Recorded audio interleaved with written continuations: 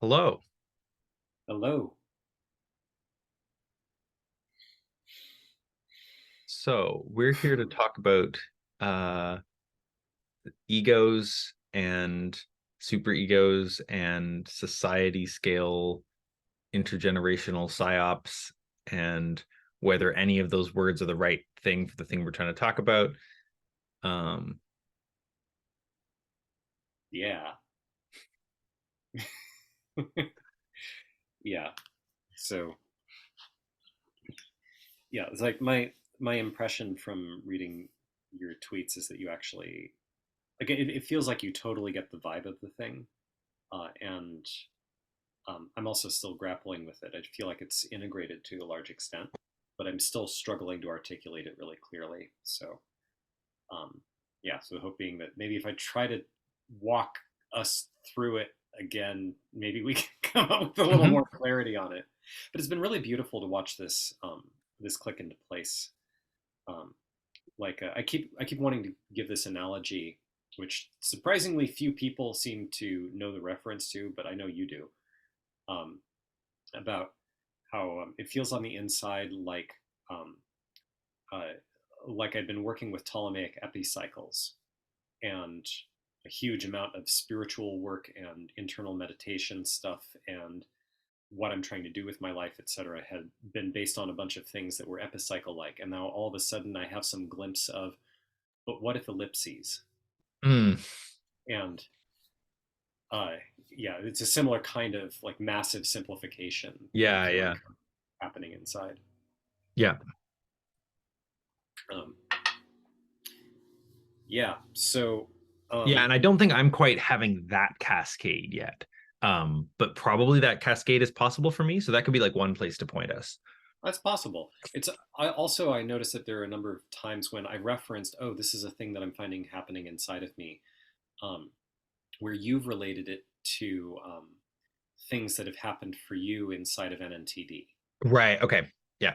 So it's possible that this is just my angle on something that you already derived or you've derived pieces of. Yeah. Okay. Yeah. I mean, I definitely had an epicycle uh untangling cascade when I had the NNTD insight. Like it was like um yeah, there was this feeling of like just a lot of insight happening because I had decompartmentalized some large structures that had a lot of complexity in each of them. Yeah. Yeah. Yeah. Yep. So this might be just a refactoring of something you already have, but maybe not. So I'm pulling up some piece of writing I just remembered I did this morning because I was trying to articulate some of this for myself. So uh, so some of the language I find myself converging on is, I don't know, it feels a little bit like what happens when uh, in psychedelic space or something, and suddenly I'm ending up looking around, going, it's like everything it, God damn it, everything is love. Ah, it's like that kind of feeling of like those are actually the closest words I can come up with what I'm seeing, but it means something different than what I was hearing other people use those words to mean. Maybe they always meant this. I don't know, and it's really annoying that these are the words I have. Yeah, and also something like maybe some of them did somewhat and some of them didn't. And also maybe some of them meant everything is love and also these five weird hangups that are baked into my worldview that I haven't sorted out. And like all of those are sort of getting asserted at once. Yeah, yeah. And when you say So everything is love, you mean everything is love and also these five weird hangups that are baked into my worldview.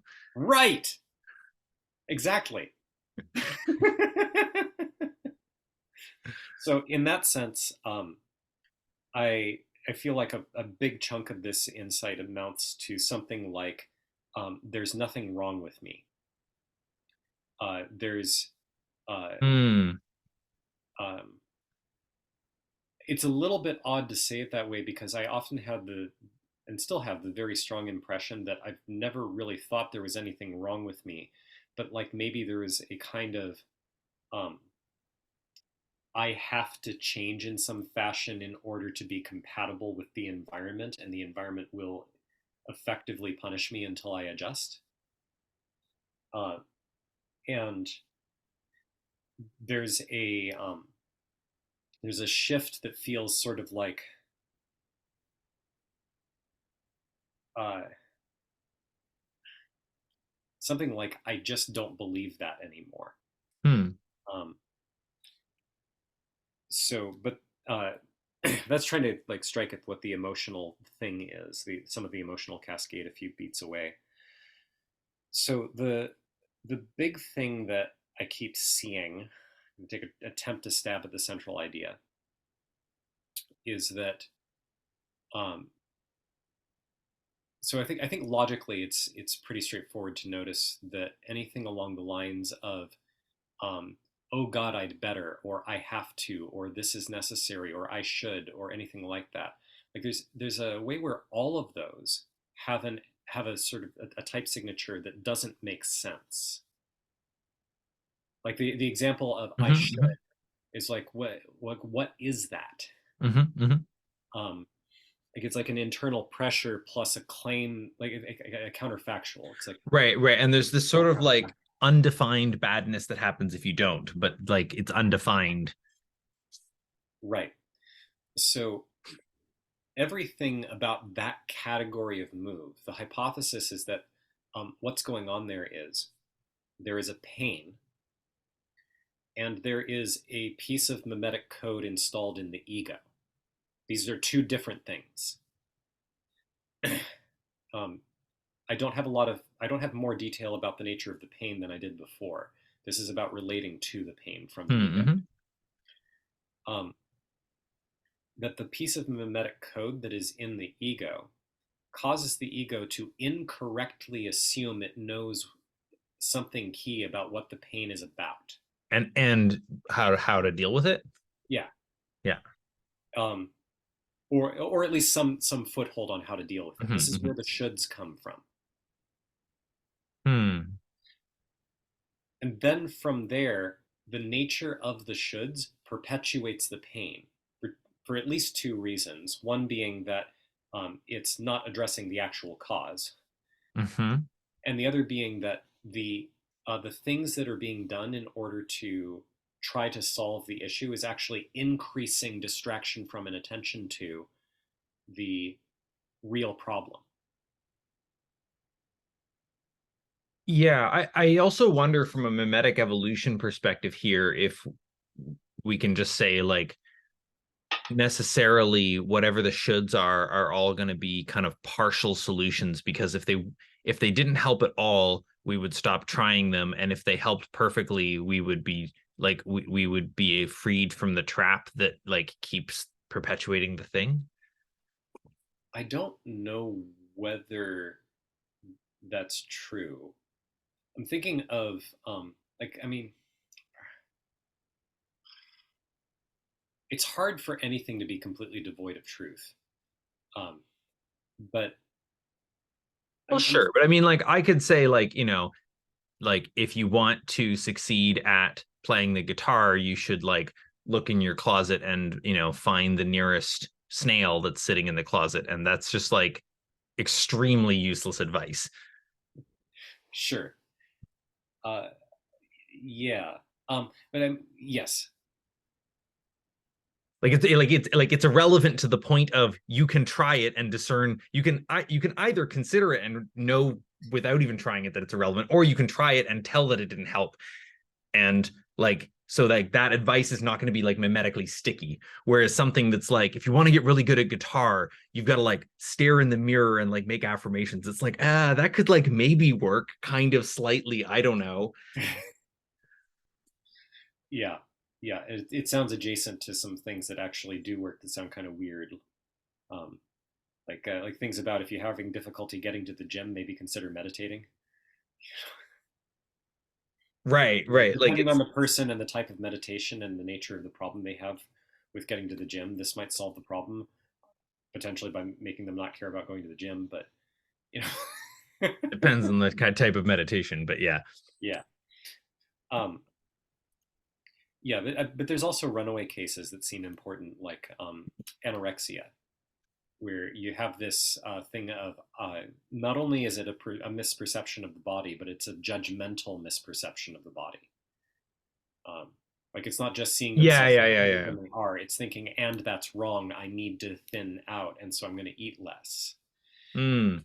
So that extra imposition ends up being a runaway process that doesn't update based on anything, basically. Um,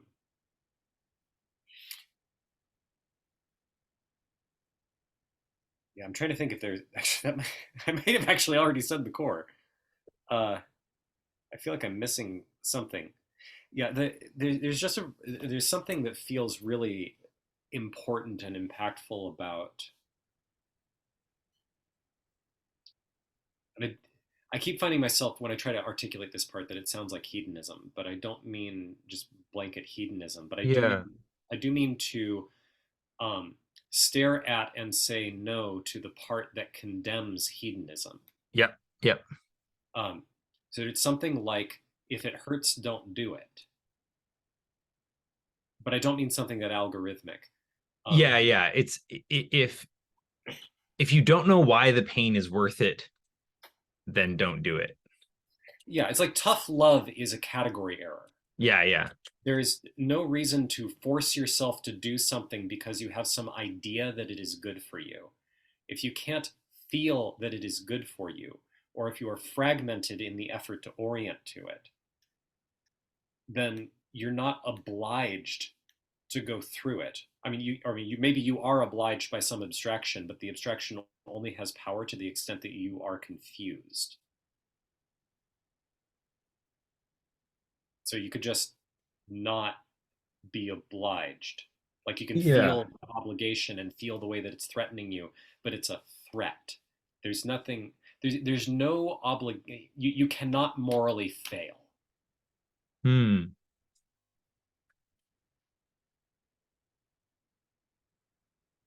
You cannot morally fail feels like a related like another way to put the there's nothing wrong with me that's sort of more interesting. Mm-hmm. Um I'm reminded of Gene saying you can't fall out of the universe. Um which brings me back to something. One thing I just want to tag is I've been noticing myself and maybe our two-person dynamic feeling a bit um, somehow self-conscious in the context of having intended to record something and post it, and then okay, well, how much context do we give? How much are we just diving in? So I've been noticing a little bit of that, and I don't know what we do about that. Maybe we don't post it. Maybe we edit off some chunk of it. I don't know. Um, but um, but I feel like I've got a piece that feels pretty concrete and feels like maybe a good juicy place to kind of dive into, like having you try to point me at this thing sort of more experientially, insofar as there may be some way in which I haven't like felt it or something, because I want to get experiential with this, not just theoretical. Mm-hmm. um and so that is, I have experiences sometimes of feeling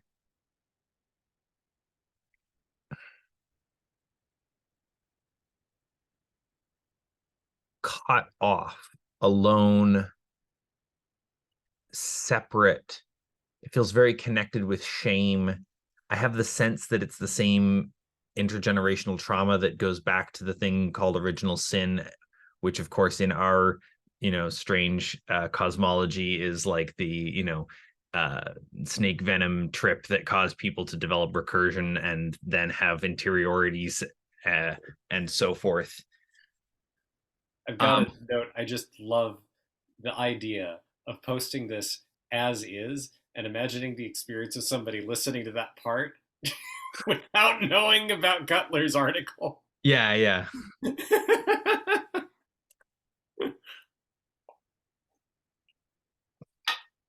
yep. Yeah, so you have this experience of this kind of cut-offness thing that feels connected to original sin. Yeah, this sense of like like, oh, I made a mistake, I'm bad, and there's a kind of closing quality to it. Um, and part of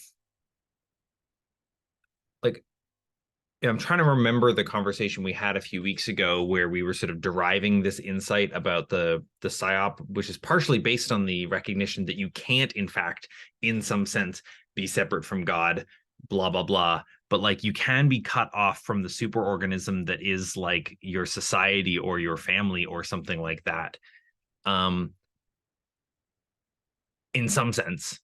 Mhm.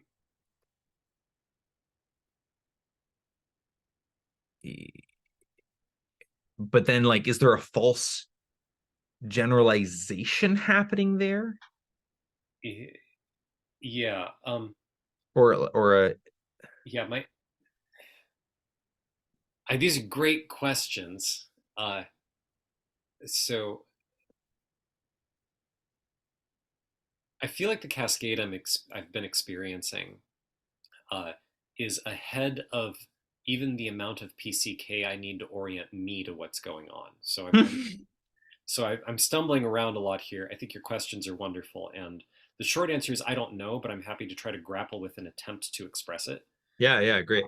And it's not like I have some hidden insight that is really hard to say. It's that it's really hard for me to even know.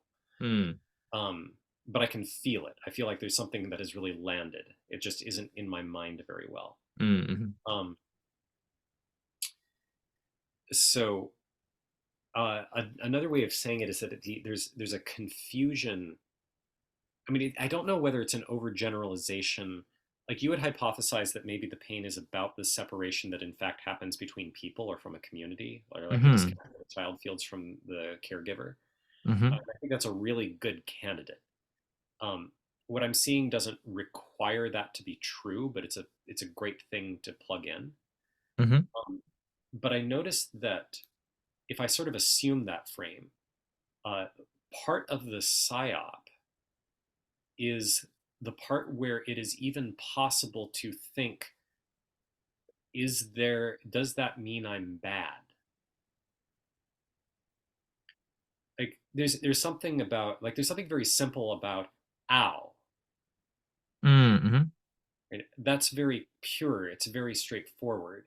mm, You have to add something to the ego structure to add the question, does this mean I am bad? That I have a value and the value is negative, or something like that? That I have an inherent quality that requires me to be punished, or that I should be punished, or it's something. Right? It's not entirely clear what "am I bad" means, and I think it's different for different people. But that question type doesn't actually make a lot of sense. It does make sense to wonder, am I safe? Am I mm, able to get connection later? mm. Those would be useful questions for a functional ego to be able to support a system with. But if what the ego is told is, in order to be safe, you have to recognize ways in which you are inadequate.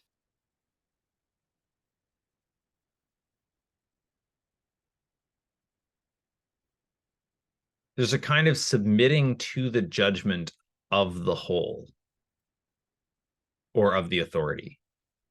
Yeah, something like that. Yeah. Huh.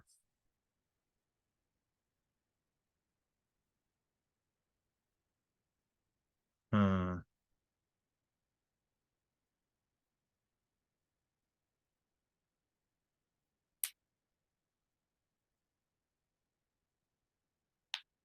Hmm.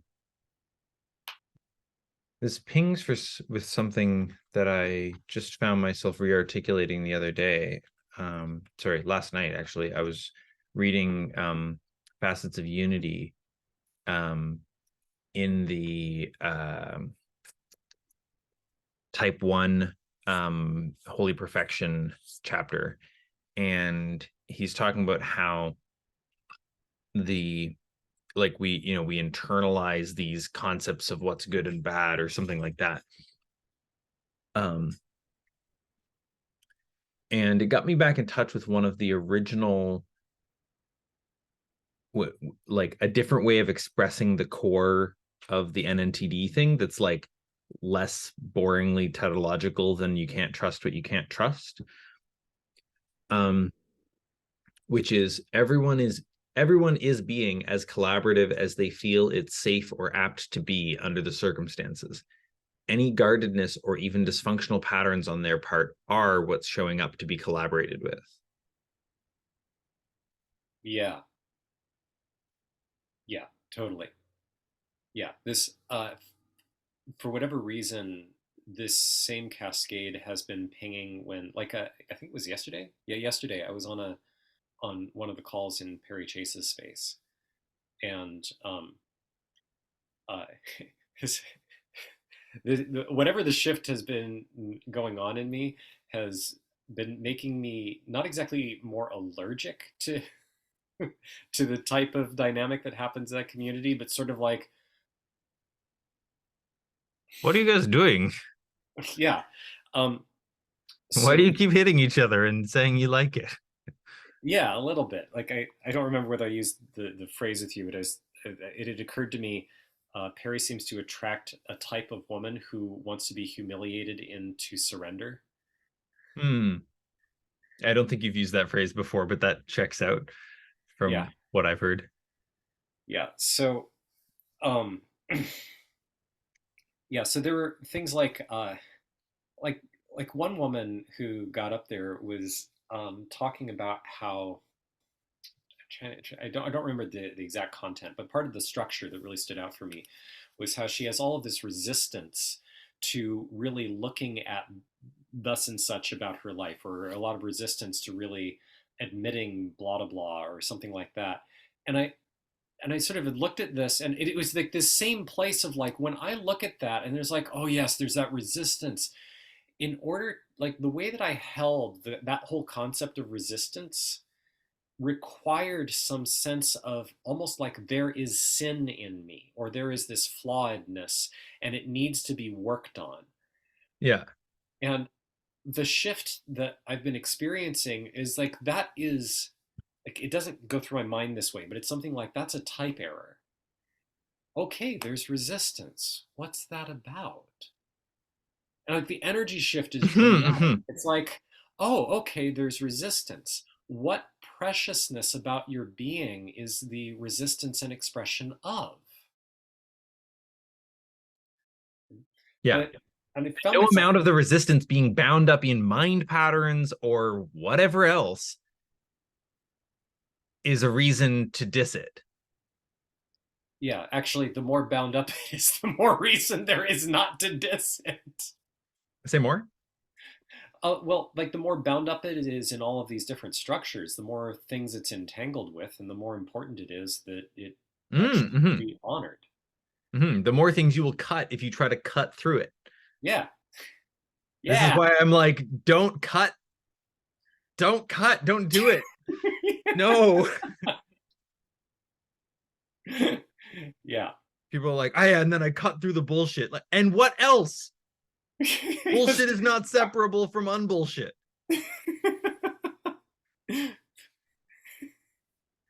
Yeah. Yeah. There's yeah, this tone of something like, it is not okay. It's like there is such a thing as being sinful, and it is not okay for me to have sin or to have the nature of sin.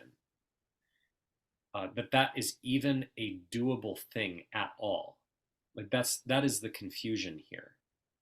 Like so, like when I was first articulating this, I think this is still like dead on. This business of, um, oh, I need to awaken. Like there's a difference. Like I if I want to find out what this awakening thing is, has a similar type as, I really want to get good at playing guitar. I would really enjoy that experience. Or I wonder what it's like to be able to play guitar. Gosh, I Hmm. wonder what bass jumping is like. Let me go find out. Yeah, yeah. Right? Oh, what would it be like to be awakened? Yeah, Seems like, neat. yeah, it seems neat. It seems maybe really spectacular.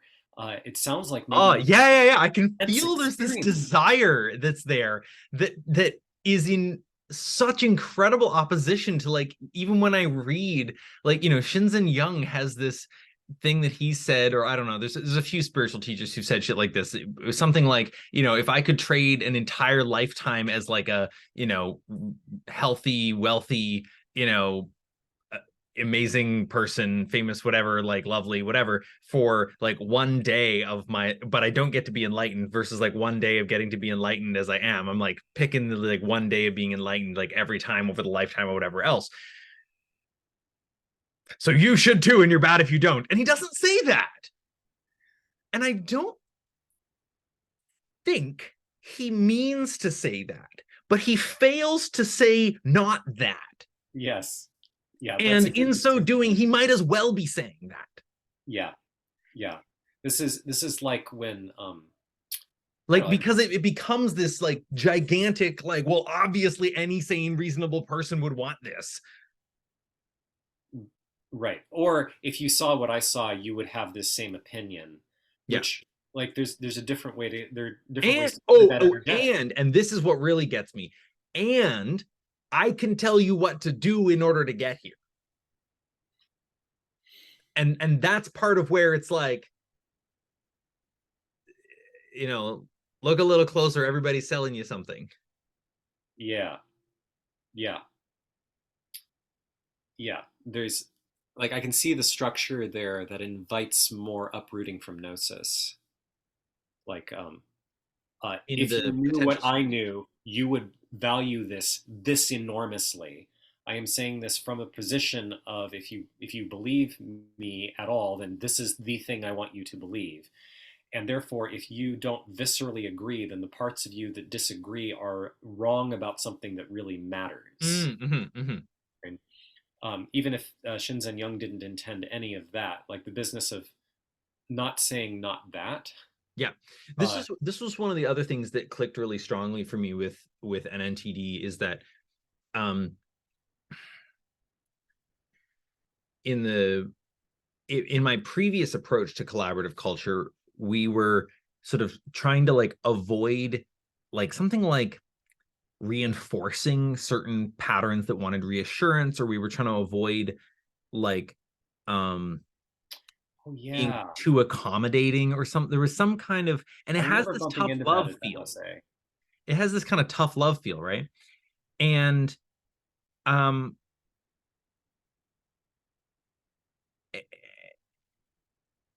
the and then I had this realization that was something like, it's not basically so the realization, I'm making a little jump here, but we can fill in the gaps if we need to. The realization was basically, it's not enough to stop invalidating people's perspectives. People are so used to having their perspectives invalidated that you have to proactively validate them. And this is not like somehow reinforcing some dysfunctional thing or something. I don't know. There's more pieces here to operationalize, but Yeah, I feel the meaning there.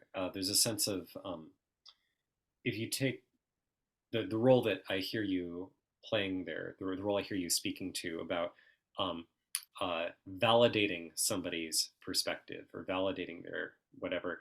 It's not the thing of saying, "Oh, you're right," or "Oh, this is good." It like because that would be invalidating something about their internal authority. Right? There's something about, I mean, not necessarily, but it can. yep. And if that part matters, it's tracking that. And if it doesn't matter, then fine. You can just say the thing that I said that I quickly condemned. But the business of paying attention to is like caring more about the person's gnosis than about the than about something else. Oh, that's a good way to put it. That's a good way to put it. Right. Yeah. So it's like distrust. And this is why and how I emphasize the importance of distrust. It's like distrust arises for someone, and it may be hard for me to sync up with them because they are distrustful towards me or towards the universe or whatever. But rather than be frustrated that I can't sync up with them or whatever else is going on there, it's like, oh, okay, here is an opportunity to be same-sided with this aspect that is not, that is guarded towards me, by saying like, yeah, it makes sense you're guarded towards me, or whatever else would allow for that to be, and would allow for them to see that their guardedness um is not separate from their gnosis or something like that. Yeah, yeah, totally. I think it feels sort of like I do the syncopated version of the same move. Um, in that, a couple of weeks ago, gosh, we're about a month ago now. One of the people in Mage um, came to me with a whole bunch of, I guess in other frames I might have called it resistance. Um, Uh-huh.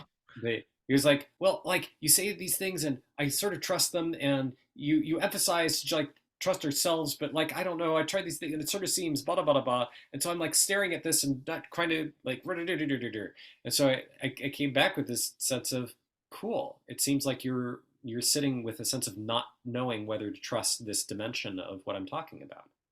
Cool. Keep at that. I mean, not that you need me to, Yeah. not that you need me to tell you that, but for what it's worth, this process is totally welcome to me.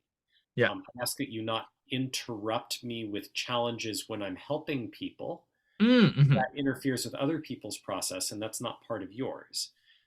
But other than that, Yeah. But like, you know, if you want to spend the entire calls writing down how I'm such a piece of shit and I'm so full of shit, like that is extremely good work, like yeah, good yeah, like thing to spend your time on. Like, absolutely fucking do it, yeah. man.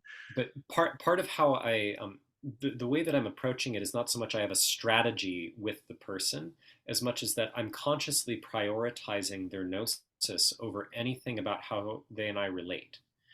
Uh, and I am trying to be transparent about whatever I am doing in interaction with them.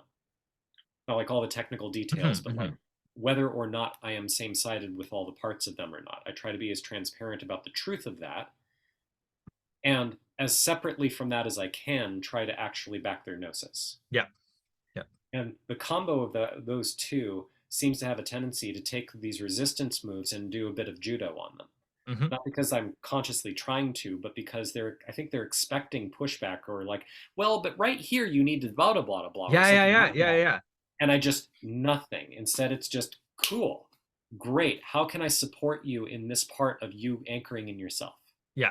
Yeah. Oh, right here, you're not sure you want to hear my reflections. You feel tense about that, but also like maybe you should be open to them, but blah, blah, blah. Okay, cool. Well, let me know if you want them. I'm happy to just hold back and let you do your thing, Yep. or just let you just let you hear what I see if that's what you want me to do. I'm here to support your process. How Yeah. can I meet you here? In the Yeah. course of doing that, it just dissolved all of his resistance, and he ended up asking for a coaching session to help him through a tough spot. Hmm. So, um, Mm-hmm. But so as you say, that's not why you do it. It's like right. it's yeah. Yeah, it's one of those very, very weird paradoxes. And like,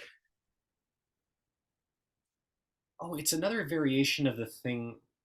Like it doesn't hit the fury button in the same way, but it's the same structure as if you want it to you go have what you away, want welcome as it. long Yeah. as you stop needing it.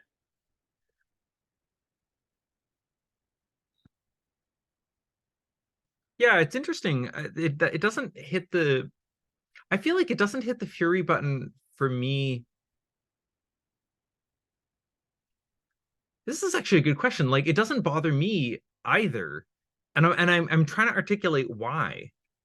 I have like a tiny sense of it, and it's something like because I get it. Like, because it's not somebody else telling me like I'm gonna block you getting what you need. I think there is often when people there's a for your own good Yeah, energy in that message a lot of the time, and this one doesn't have that. yeah, It's actually it sort of it puts the own goods back in the right place. Like, it's like for your own good, I'm gonna let your process run, even though yeah, I'm actually kind of sad maybe that we don't get to whatever today, because I really wanted that. But for your good, I am going to let your process run. Yeah, this is helping me to identify what is infuriating. Like it's the for your own good thing. When I flash through the instances where I've bumped into this, um, it's something more like the actual thing that I think is pissing me off about that is the way that um, it's like a combination of things. One is I need help, you could help me, and you're choosing not to. Yeah.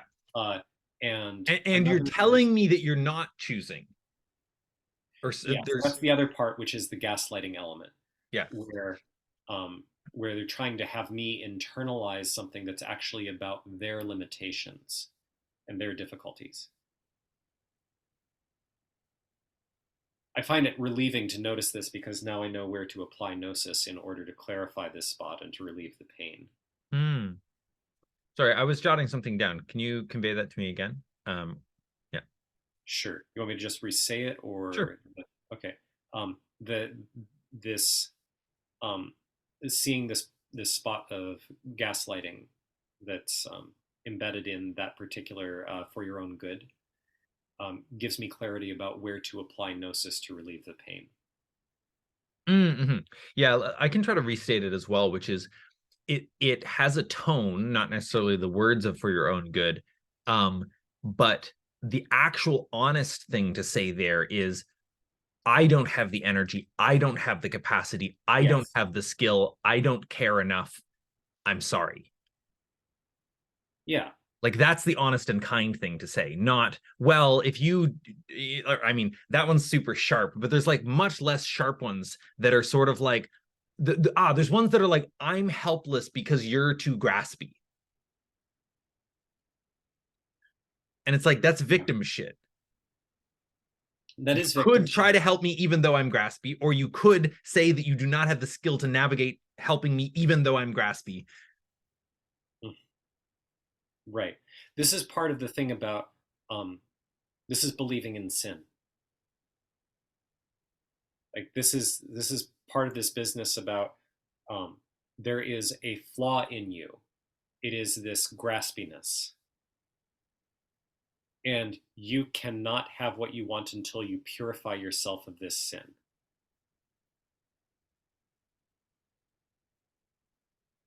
Yeah, I'm starting to feel like maybe the handle for this insight is the belief that sin is possible.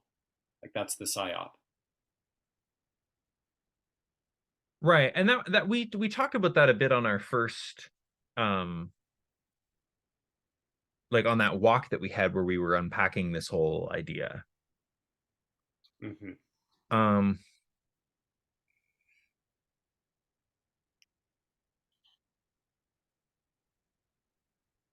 like that the framing of original sin is is the origin of original sin or something, that there's like a Yeah, weird yeah, trick knot quality to the whole thing. yeah. I mean, I remember the seed idea that got me thinking in this direction to begin with was looking at how if the ego is standing as sort of a guard to keep the id from being violated by the superego, then if the superego could get in its arsenal a particular trick, it would really love that trick, which is to convince the ego that the ego needs to get out of the way or even help the superego in its attack. Mm-hmm. And so the stuff about um, ego death becoming something that somebody's ego can become obsessed with, Mm-hmm. that that has some of the signature of propaganda. Yeah. Yeah. For those watching at home, if you want to check out my model of the id ego super ego relationship, I will put a link in the description to an article called "The Super Egos Have Gone Crazy." Um, yeah.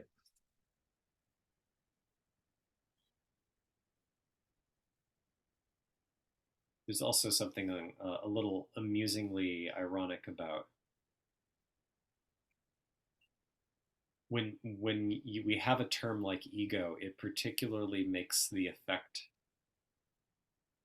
it's like actively disembedding a thing that is designed to be wrapped around embedding. I can The say it a I. little clearer. Yeah, like when you say the I, it's a little less obviously doing this, but it still is because you're calling it the I, like you're looking from outside of the system. Right, right. The Feels like even on the more natural inside. world would be me Right, with no the. right.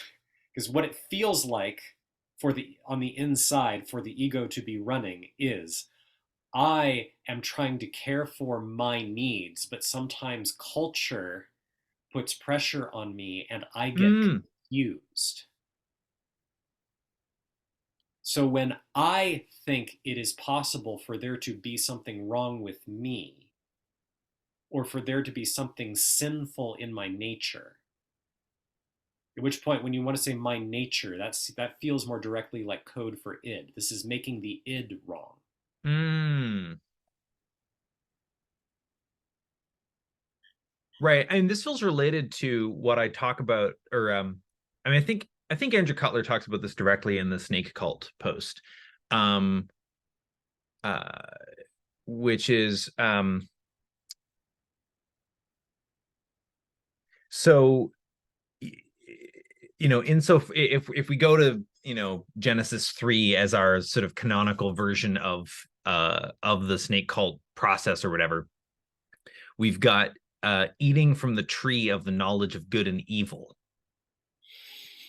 And bear in mind that this is before Christianity came along and actually it's like evil.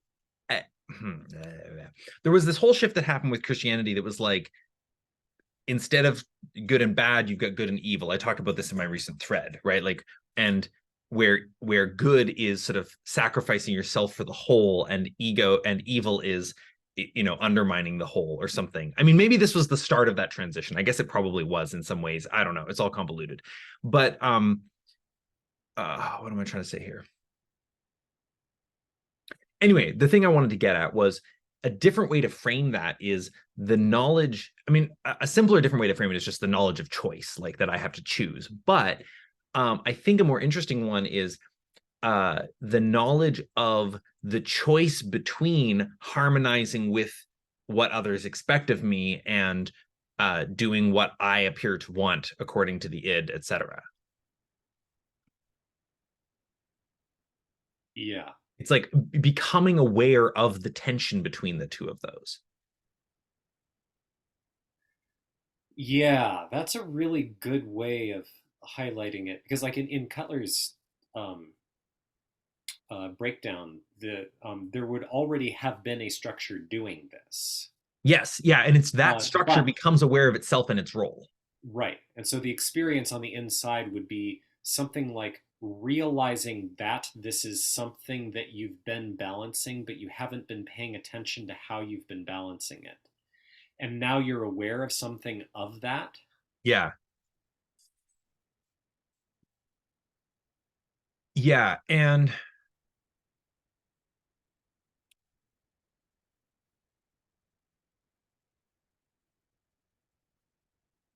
like you can imagine, like at that point, there's now selection, memetic selection for new superego structures that can control that can form societies at all, right? Like you could imagine some people go through some ritual like this or whatever and end up being like so individualistic, let's say, so unwilling to cooperate with any nearby superegos that they just go off on their own and die.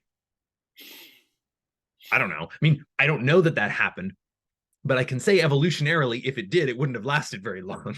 You know, well, I've got to wonder about some of these.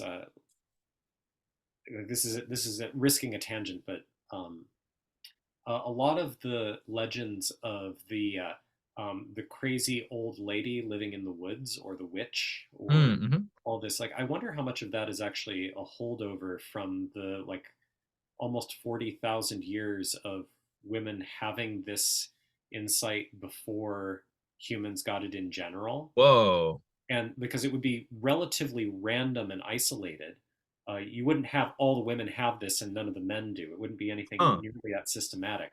Just occasionally you have this crazy, super powered, weird woman who like sometimes just says, fuck it, I'm not living with these animals anymore.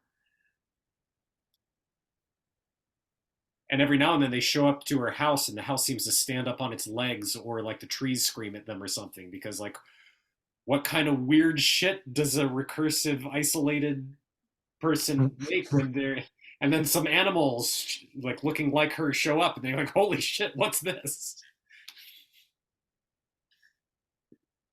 Hmm. Yeah, maybe. Yeah. Um,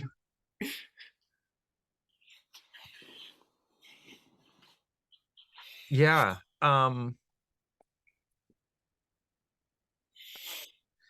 So anyway, um so then we get this like memetic development race where you have, in spiral dynamics terms, you have red societies that are just like might makes right, and they are a kind of social organization um that um that manages to have language and culture and some amount of shared meaning making around what it means to, for instance, win or conquer or be in charge.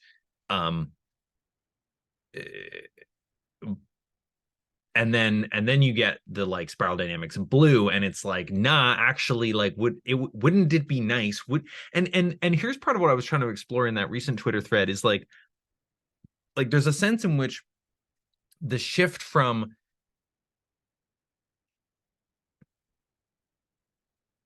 like what's going on with the superego in a spiral dynamics red society. Like it's sort of just like the biggest guy says what's good or something. Yeah, I get like I'm running on largely on stereotypes, but my impression is that in a red society um culture actually isn't that much of a constraint. Yeah. And so the superego sort of doesn't have teeth. Yeah, that seems basically right. I mean, the superego maybe has teeth insofar as The biggest guy does.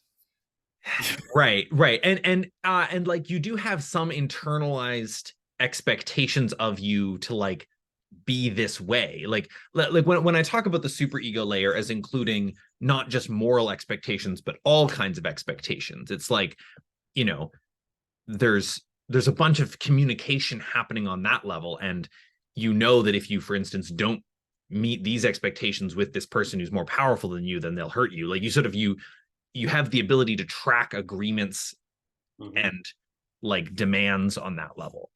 um so there is still like plenty of super ego, but it's all um like fear driven. Yeah. um and then you get the like with Christian, I'm sort of vaguely cribbing from Hansi Freinock's model here, which says like then you get guilt as a way of organizing it, and then you get shame, which is even more subtle than guilt. um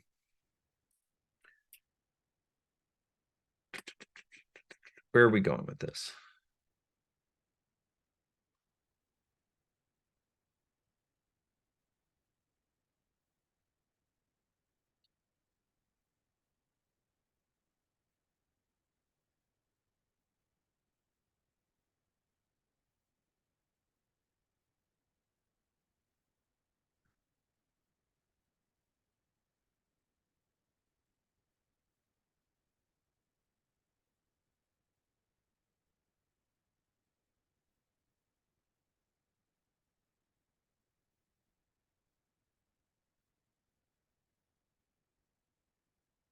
Okay, so it seems to me that there's something that is true about humans that is uh this is not that is not true about all organisms, let's say, which is that insofar as they have a set of intrinsic needs,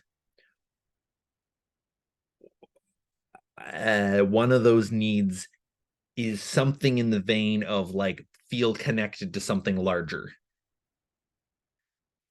and like this is a super rough sketch. There's like, okay, a larger superorganism. There's also like a larger sense of meaning, and there's also like a higher power. Did you ever happen to go through? I think it was a melting asphalt article. Was that right? Neurons Gone Wild. No, the one about Hakas. Yeah, Yeah.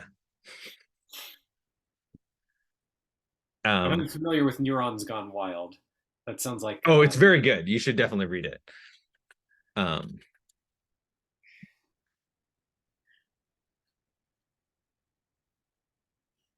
I should probably reread it to be honest. But anyway, I'm sending you a link in Signal. Um, but yeah, the Haka thing, right, right. So exactly. So it's like the sort of being a human organism is a, like, in some sense, like commence or there's a term, obligate, um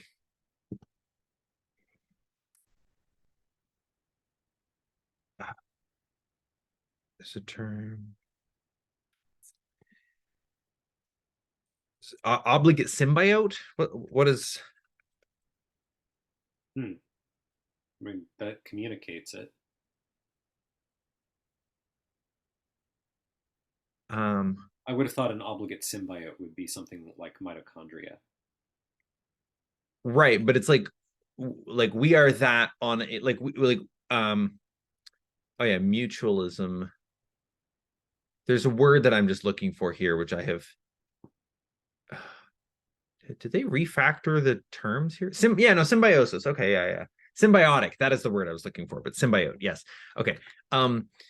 So it's like we are obligate symbiotes with culture, in a sense. Yeah, And like and maybe in some sense obligate symbiotes with groups of humans. yeah. I was really struck by how like there was some story I saw about um, all right, the directions on the politics don't actually matter in terms of the the Israel Palestine war. Um, there was one kind of protester group that was going to show up somewhere, and I think it was in New Zealand, and the local Maori group heard about it and decided to show up an hour earlier and do a haka in support of the opposite side. Um, and unsurprisingly, the first group never showed up.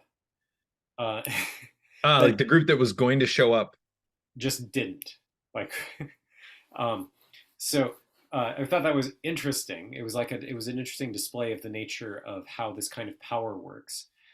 But one of the things that really stood out for me was that the Maori group uh, described themselves as a church, and there was something about that kind of framing about, yeah, like I think they were even pointing at their building or something like that, and I may have misunderstood, but the but just imagining what a what it would feel like for a church ceremony to be a haka, Mm-hmm. right? Like not just singing along and making the pretty music, but all of that like super intense moving along and then feeling that unity with the group. Um, yeah, that would be really powerful. And then I wonder why isn't that more common? Um, like it seems like the sort of thing that you would have thought the Catholic Church would have memetically evolved, unless it turned out to be antithetical to something core about its propagation methods. Right, right. And which seems likely to me, basically. Like there's a kind of like, I think the Haka has a cleaner id superego relationship than the Catholic Church is willing to admit. Yeah. Although, like, if you think about like, what are those? Like the uh, I associate these with black churches. The things where they're like, all right, give it to me now. Ah, like they're all really revving. It's almost like a musical Oh, performance. totally. No, no, no. I mean, there are churches that have a lot of the elements of Hakas. Yeah, it's just a little surprising that they don't go all the way to the sense of having physical unity in the sense of like, all right, Like we're doing this. we are, ah, it's just Yeah, like the like exactly. be like, ah, Yeah. yeah, It's like yeah. if that melting asphalt article is something like correct, it suggests that the foundation of a huge amount of religiosity and spirituality Is that? is the sense of physical unity with others in rhythm. Mm-hmm. I mean, yeah, this is part of why raves are popular.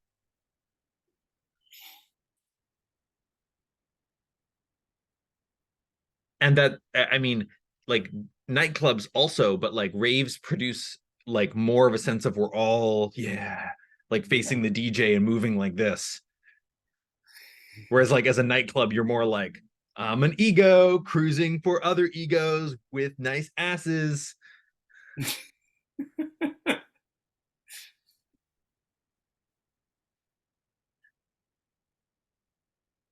Yeah.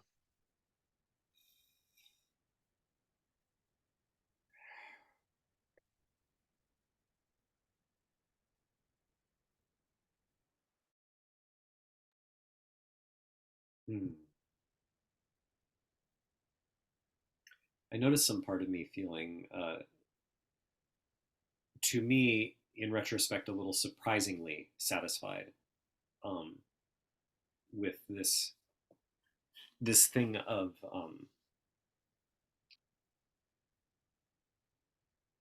noticing that sin, in this sense of being sinful, doesn't make sense. That it's a present belief, and that that doesn't make sense. Like that as the handle for, or that is a key handle for this cascade feels quite spot on. And just Mm. noticing that that flavor is there in a bunch of places that wouldn't call it sin. And also, sin has other connotations that aren't necessarily what I mean, like the whole like missing the mark, which is very the neutral thing, and blah blah blah, Right, right. or the Okay, so idea of doing something that actually hurts the group, and noticing that like even if you don't intend bad, and um, like there's a way where like selfishness is a kind of sinful, but and in that sense, 3-year-olds sin all the time, but you don't. But there's a way where you know that's just well, part of their nature initially, and then you and and they're learning, like they don't know how to sync up with the larger thing yet. This yeah, is yeah, yeah. behaving like that and knowing better, or potentially being able to know better, but then that gets the twist of How, but if you did know better, why weren't you? right. So you didn't know better, but you should have. Well, I think there's something coherently meaningful. Actually, this relates to a conversation I was having earlier today, um, like with a person who's like he struck me as clearly a very sharp type 5 who's like really worked through a lot of things, um, and he seemed to be. I still don't fully understand the perspective. He sent me an article, so I might be able to understand it. But I bumped into this a handful of times. Basically, taking it as though um, evil is a reasonable thing to instantiate at a pretty basic ontology. Not saying it is absolutely true, but like at the level where you want to talk about there are entities, there Mhm. is something resembling choice. There is evil, like at that level Hmm. of basic. Um, and that like one of the curious examples he gave is that it was his opinion that the um, uh, the Nazis had to be choosing to ignore the things that they were ignoring um, in order to attack the Jews the way they did, for instance. Um, and As opposed to, well, so he seemed to understand the mechanical thing, like the thing of, well, I mean, there were reasons why they yeah. were ignoring, etc. And it seemed like none of that was like he understood it, and none of it spoke to his crux. I Hmm. bumped into this a handful of times. There's something of like, um, uh, yeah, I think this is related to the way in which how does choice relate to NNTD. I think it's a related thing. To the extent Yeah. that there's an answer to that question, there's something of like, yeah. Um, so that feels like a potentially huge and very abstract area to touch on. Maybe I don't want to go too much farther in that direction, but it seems we're Mhm. flagging of, oh, over there it connects to this other big path thing that Yeah, yeah. I'm doesn't. glad you named the thing about like other connotations of sin, because I do think there's something of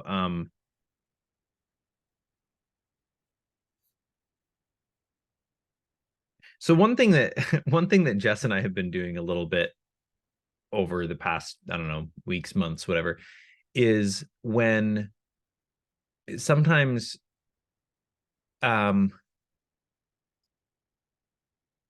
trying to think of a good example of it. The most recent example I have of it is she came back and I had been the second person to get up that day, and she looked at me and she's like, "You betrayed me," and gestured to my not having made the bed.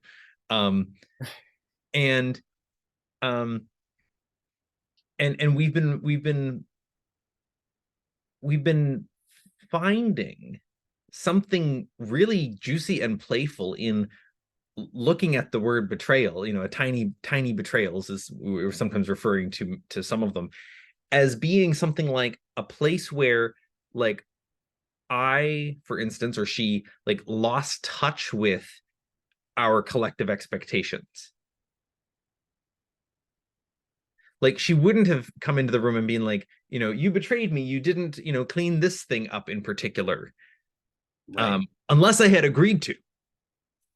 And the thing about making the bed was interesting, because we don't have a formal agreement to make the bed once we're both up, but we do totally have a shared expectation that we will. And so she was correctly highlighting that I had sinned in this sense in which sin is real, where we mean something like forgotten my larger whole Yeah. or something. And there's a second really important piece here, which is something like some larger wholes are constantly sinning against their parts and are thereby not owed anything other than sin or something. I don't know. Like, there's a Yeah. but I'm Well, trying to get at something like, yeah, I was looking for an example or something. uh like people will say, like, yeah, it's fine to lie to cops, and part of why it's fine to lie to cops is that sometimes cops are out to get you. Like, there's sort of like the larger whole there is not like a maximally loving being, Right. um and like you need to guard yourself from it. um and if in fact there was a way in which I was doing that in my, not making the bed, I wish I remembered other examples, but whatever. Like, if there was a way in which I was caring for something really important in my pulling back from the whole, then that would not, and sort of protecting something really important by pulling back from the whole, I don't think that would have had the same, like, quality.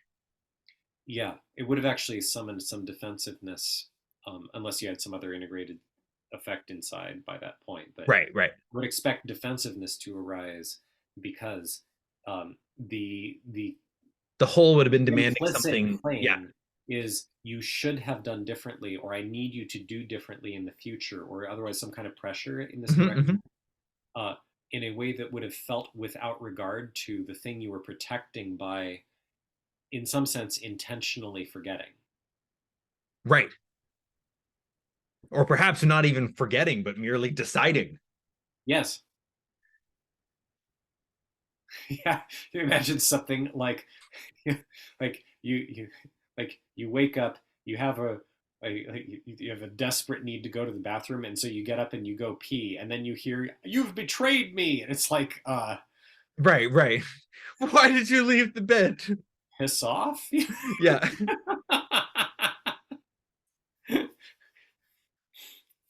Yeah. Um, yeah.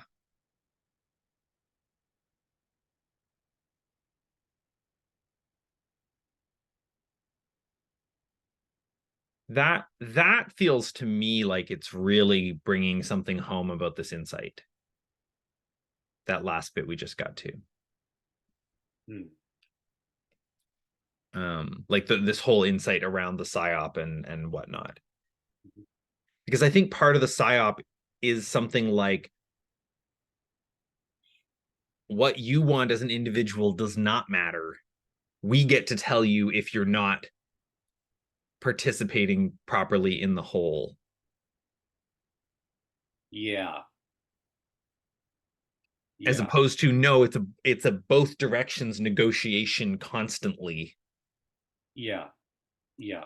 There's some element here I haven't been able to nail down. This is the piece that I keep saying. It sounds like hedonism, and I want a better way of articulating it. It might be a compensation. I'm not sure, but it feels something like um, that negotiation is for the id. Like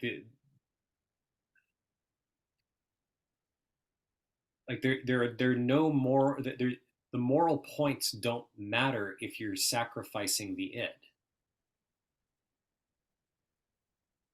Part of the psyop is this impression that morality is somehow a thing that is out there independent of all of the ids.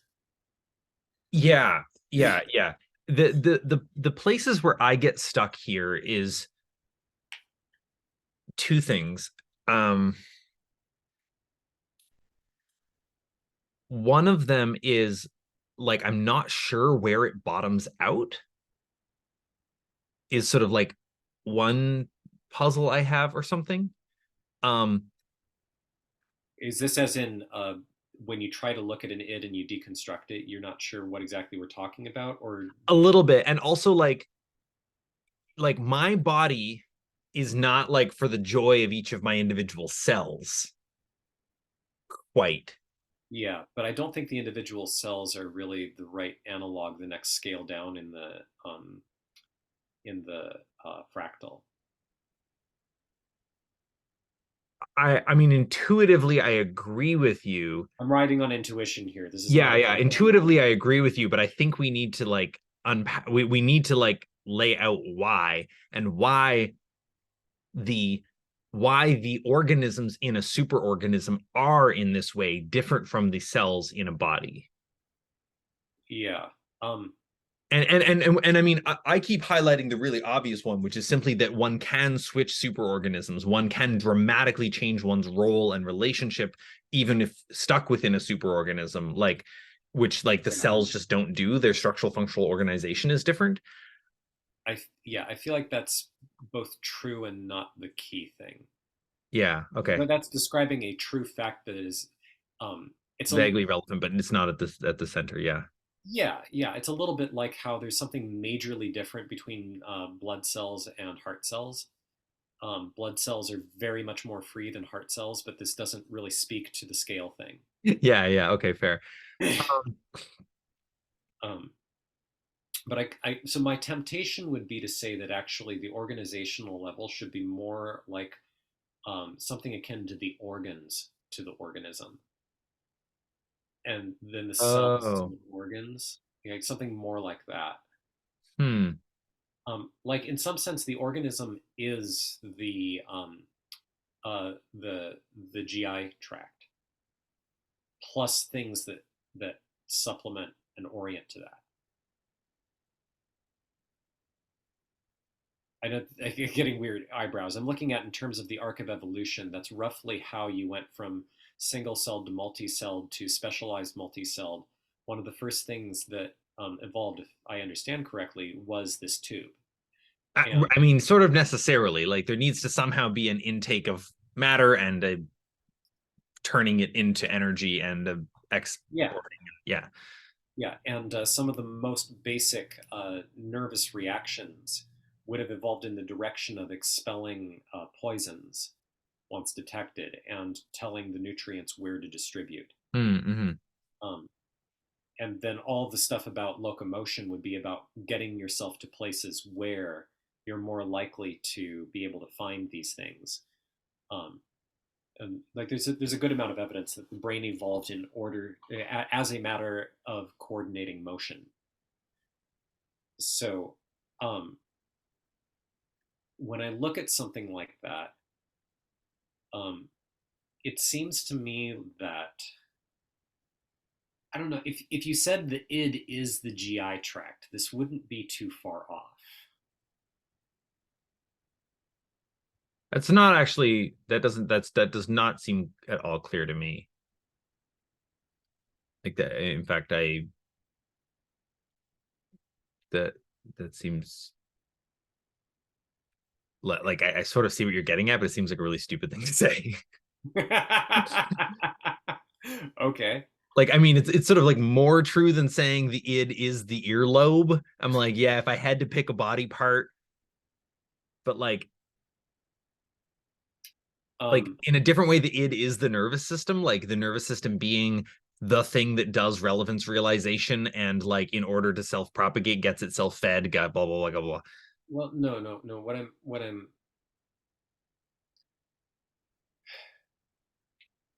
I'm. So first, I want to honor you. Really don't like that link.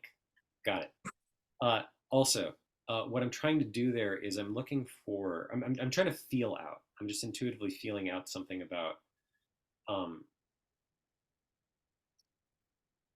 like the experience I have on the inside of this kind of clarification and this Mhm. sense of alignment of like, oh, the ego is for advocating for the id. Mhm. Um, it doesn't feel confusing what the id is, even though I don't have a good egoic mental conscious handle for what that means. And I agree that there's something about deconstructing what this is that seems important.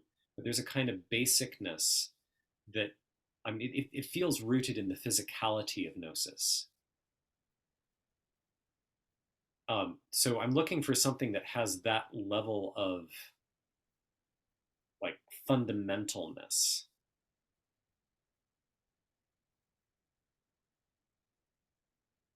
And like I don't think that um, like looking at what role does the skin play for the organism and what say does the skin get to have in what the organism does.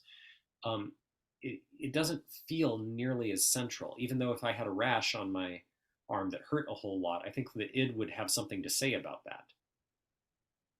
But that feels more peripheral, literally and metaphorically, as compared to something like I desperately need a hug. There's something about that that feels like that's not about about the GI tract, but there's like that feels more of note in some fashion. I agree. I'm trying to figure out like I feel like you're responding to my having said like so I said I have two issues with all values go down to the id.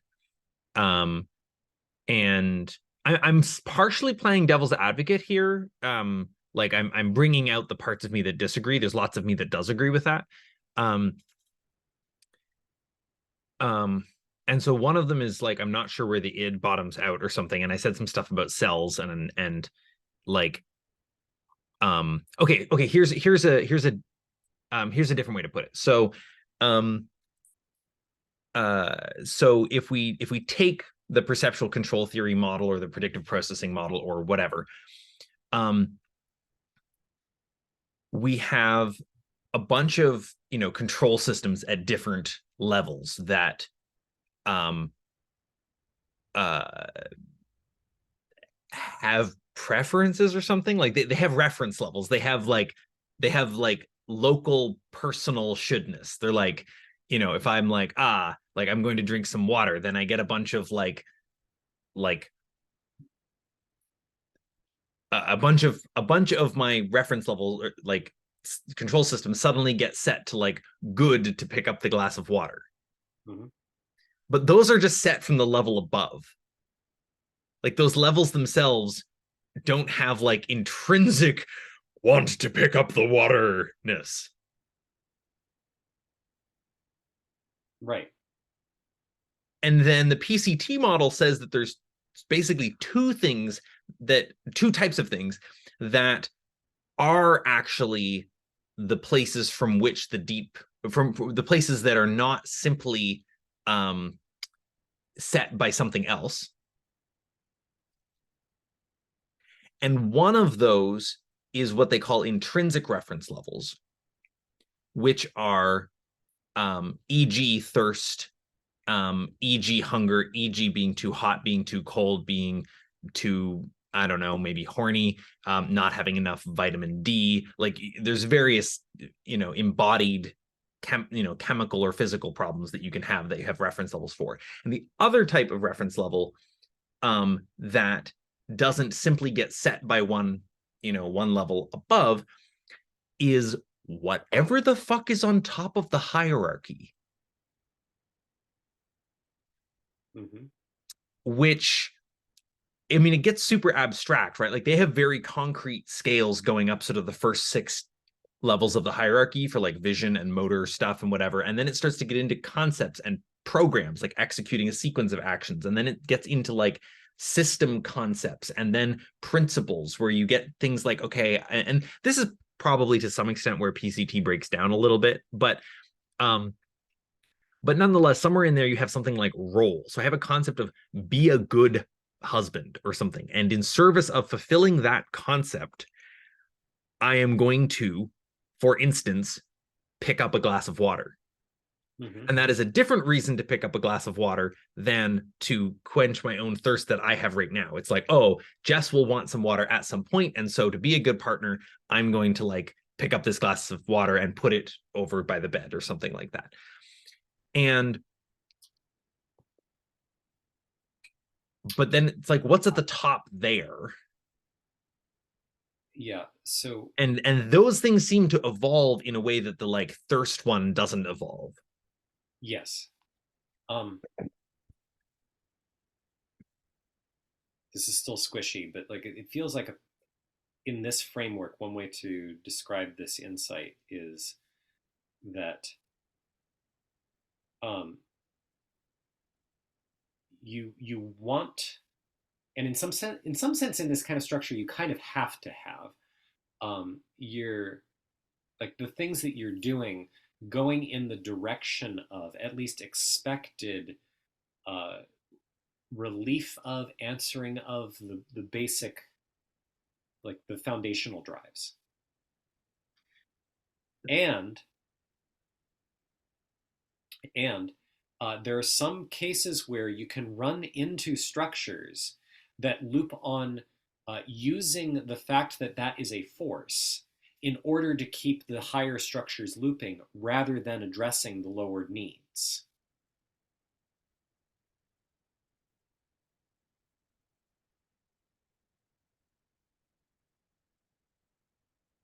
Right? I'm thinking of stuff like how if you felt guilty about drinking water each time you drank water because you shouldn't be getting thirsty because that indicates that you aren't praying enough or something like this. Sure, yeah. Like there are things not far off from that in No, I Christian. agree. That's I mean, sex regularly Sure. gets done that too. Yeah. Um, this strikes me as a pretty clear example of where there's something that is functionally a cultural attack on the ability of the organism to regulate itself. Yes, yeah. So I totally agree there. And the PCT folks were like subtly onto this, but didn't have all of the machinery they needed in terms of memetics and evolution and area tractors and like a bunch of other shit to like sort out like what the fuck is going on here. But there was sort of a like one of the weird questions that arises in PCT, which they sort of like name as a weird question almost, but don't quite answer, is something like, why don't these evolutionary pockets like resolve themselves? And David Deutsch comes along and answers that question. He's like, because you've been taught that you're not allowed to, actually. That it would be bad to merely let the soft animal of your body love what it loves, as Mary Oliver put it. Yeah. Oh, you would love that poem right now if you haven't already seen that. Oh, yeah, I haven't seen it. May I read it to you right now? Um, It's short. sure, if it's short, go for it.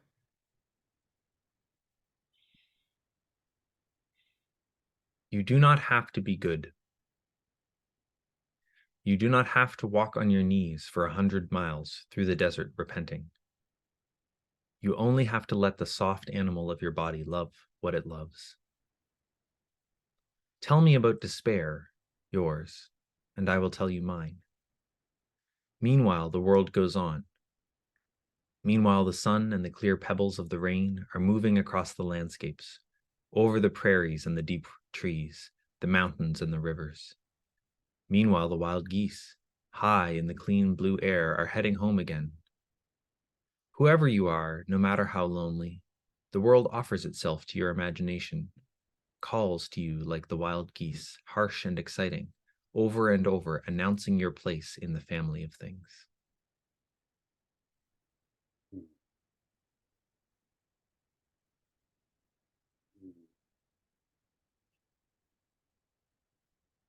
Yes.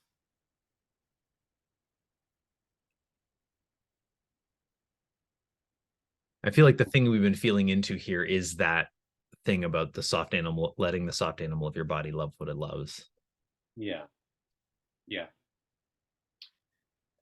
There's it feels like a couple of warning bells that I've learned from memetics um, got connected with this insight, and that was starting to fire off in terms of when you're bringing in this stuff about PCT, and there are these two directions where all this stuff can come from, and etc. Um, the feeling is something like um, it's not dissimilar from the sort of warning that I've learned to track when I feel someone trying to persuade me to want to go to the party anyway. Mm-hmm. And I don't think this is quite what you were Mm-hmm. doing, but the thing of if I can give you a reason, well, give me the reason why you're resisting. Oh, well, here is a counter reason. So now Right, you right, can, right, right. and it feels like there's this tone of something like um, not buying into that level of manipulability. Um, and not as a guarded thing, but as like seeing through and going, wait a second. The reason, like, why would I ever be tempted to override what I actually want for the sake of an argument? Mm-hmm, mm-hmm. What could possibly motivate that? Saying connection doesn't quite cut it, right? Because if I really want the connection, then it's something like, oh, well, I want the connection, and I guess I want the connection more than I want the nap or the time alone. Right, And it right. seems but that's not the tone. At least that's not It's how like, I oh, I've experience. got to. There's a graspy. Right, Yeah. right. So looking at that with this sense of what if, what is this mechanism trying to do? What if I give myself the parts of that that I really care about, and I never do the thing that hurts in this? And I find that there's something in there like most of it I don't care about. It feels sort of like I've had fake caring injected in me. Yeah, yeah. So I just kind of mapped some of this out while you were talking. Let me know if this matches what you're saying. So I was jotting down in my notes like, okay, PCT, you've got the intrinsic reference levels like temperature, thirst, etc. And then you've got these highest level principles or something like whatever's at the top of this hierarchy. And I was jotting down as you spoke, like culture can put psyops here, like in the highest level of the hierarchy. Um, However, what keeps those psyops in place or something like is or what powers those psyops is that they is like these you learn to whip yourself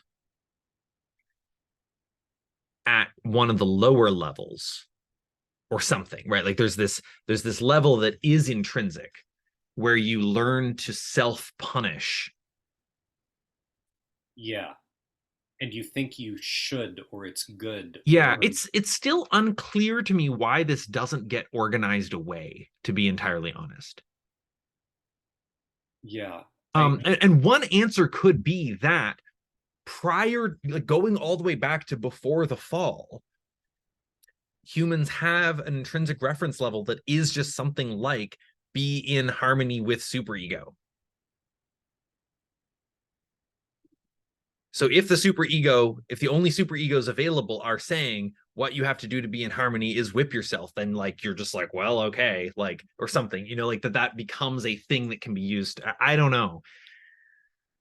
yeah, I noticed that the some of the cores of this in me that have been the most agonizing, that would produce things like the flickering hell.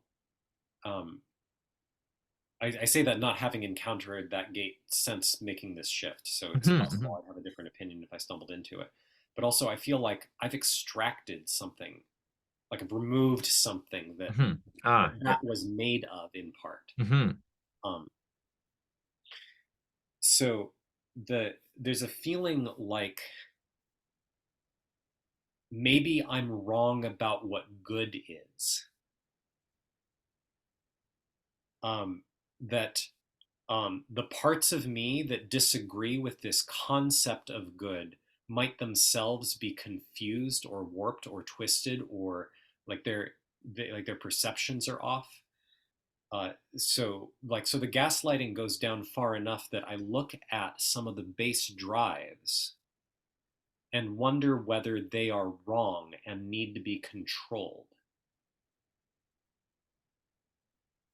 So in effect, it ends up pitting some of the drives against others by the kind of loops that the software goes through. I don't know how to do this in PCT terms, Yeah, but yeah, yeah.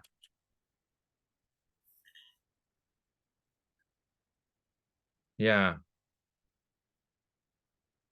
I mean things like if you don't have control over your lust, in the sense of like whether you experience lust or not, uh, and you view it as wrong, like if you're viewing it as sinful to have lust, then every time that urge arises, there's going to be pain associated with it, and that's going to make the signal harder for you to track,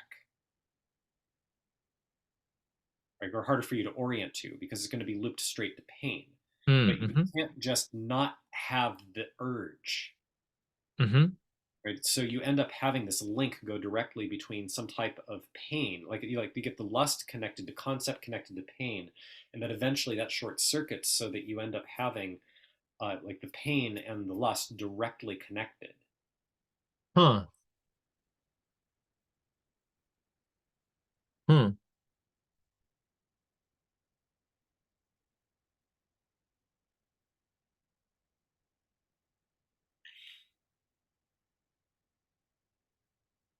I'm not sure what I think about that.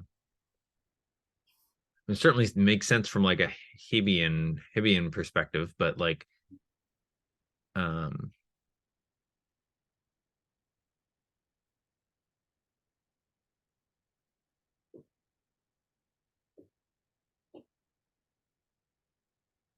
Yeah. This wasn't the most central example type that I was thinking of. I didn't have a concrete example to pull from. mm-hmm. Um, I can generate one, but the experience is something of like at the flickering gate, one of like to the extent that concepts are available, one of the things that is particularly terrifying to me is the quality of um, I don't want to die, but I think maybe I have to. And if I don't want to die by the time that I do, then maybe I actually go through something even worse. So I need to find a way to want to die.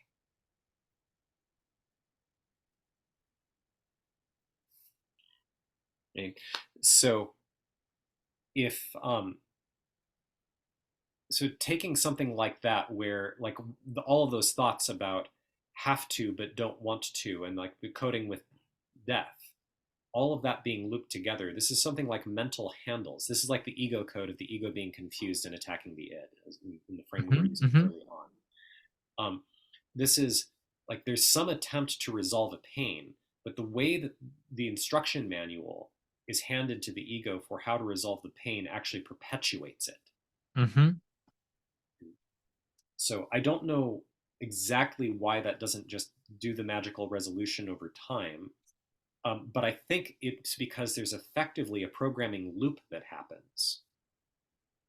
Like it's designed in a way such that there can't be a resolution without something like more deeply disconnecting from the superego stuff. And that if you were to do that, that would actually make the pain even worse. So going in that direction, I mean, in some cases. Right, right. Here we are, having both each successfully done a bunch of this untangling ourselves and like helped others do it and whatnot. Like, Right. This may be what it looks like as evolution sorts this out. it appears to be, in fact. Well, no, but there's a question of like, why does it not just like resolve immediately within the organism or something like that? And I think I found an answer to that, like a different answer to that, which is that um people's people's um people's fuck around and find out gets uh um linked up to pain as well. Yeah, that is a like Deutsch made a big point of that. Like that as a that's something that I started to drop when I really tried to emphasize the essence of what I've been calling parasitic memes. Um, but yeah, he made a big deal about how one of the most central features of anti-rational memes is the way that they attack curiosity and creativity. Yeah.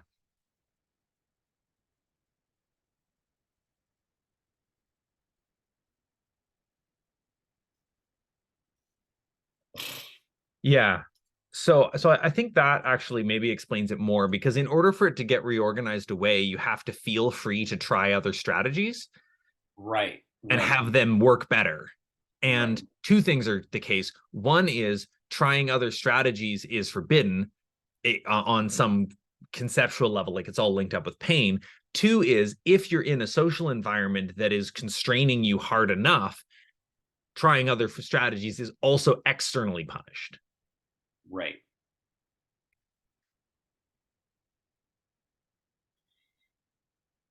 And one of the features of our current memetic landscape is that there is like shockingly little punishment for being weird these days, like simply for being weird. Like if you are weird and creepy or weird and unwilling to somehow contribute to the economy or weird and like violent, there's various ways in which being weird can exacerbate your problems, but like simply just trying stuff is like relatively accepted. Yeah. I get the impression that a lot of that is because postmodernism successfully deconstructed the ability for there to be a coherent narrative. Mm-hmm. Mm-hmm. Yeah, and so here we are in the meta modern awakening of itself or whatever, like being like, oh, I guess the bad news is I have to figure it out for myself. The good news is I get to figure it out for myself. Like, Yeah, and like we're trying to like also maybe we can figure it out together. right. We can figure it out for ourselves together. Mm-hmm.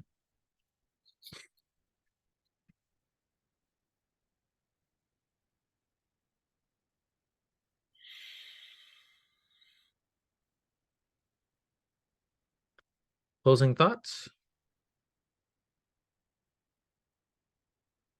Uh, I am amused, delighted that it feels more like I'm not used to us landing on something that feels like, hey, I think maybe we actually completed this one. Like, I mean, there's details to sweep up, but I feel like it started from what is this thing? Maybe I can try to convey what I'm experiencing of it and see how this jams with your I stuff. think you have way more clarity right now than I do. I'm sort of like, we made some progress like we usually do when we talk. Oh, interesting. Oh, I feel clear. Yeah. Yeah. So let's, let's like Like, give me maybe now you can do what we intended to do at the start of this. Maybe. Explain me the thing. Now that I've helped you understand it. Yeah. And Yeah. So I'm gonna need. imagine I don't know anything. Just like start from scratch. I neither know the things that we're saying, nor do I even know that we're intending to talk about them or something. I don't know.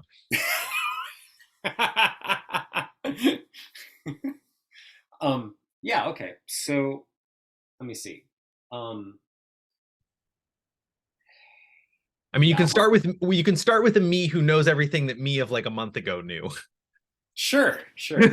No, no, I'm not feeling too flummoxed by the nature of the proposal. I'm not taking it too literally. Um, Right. yeah. So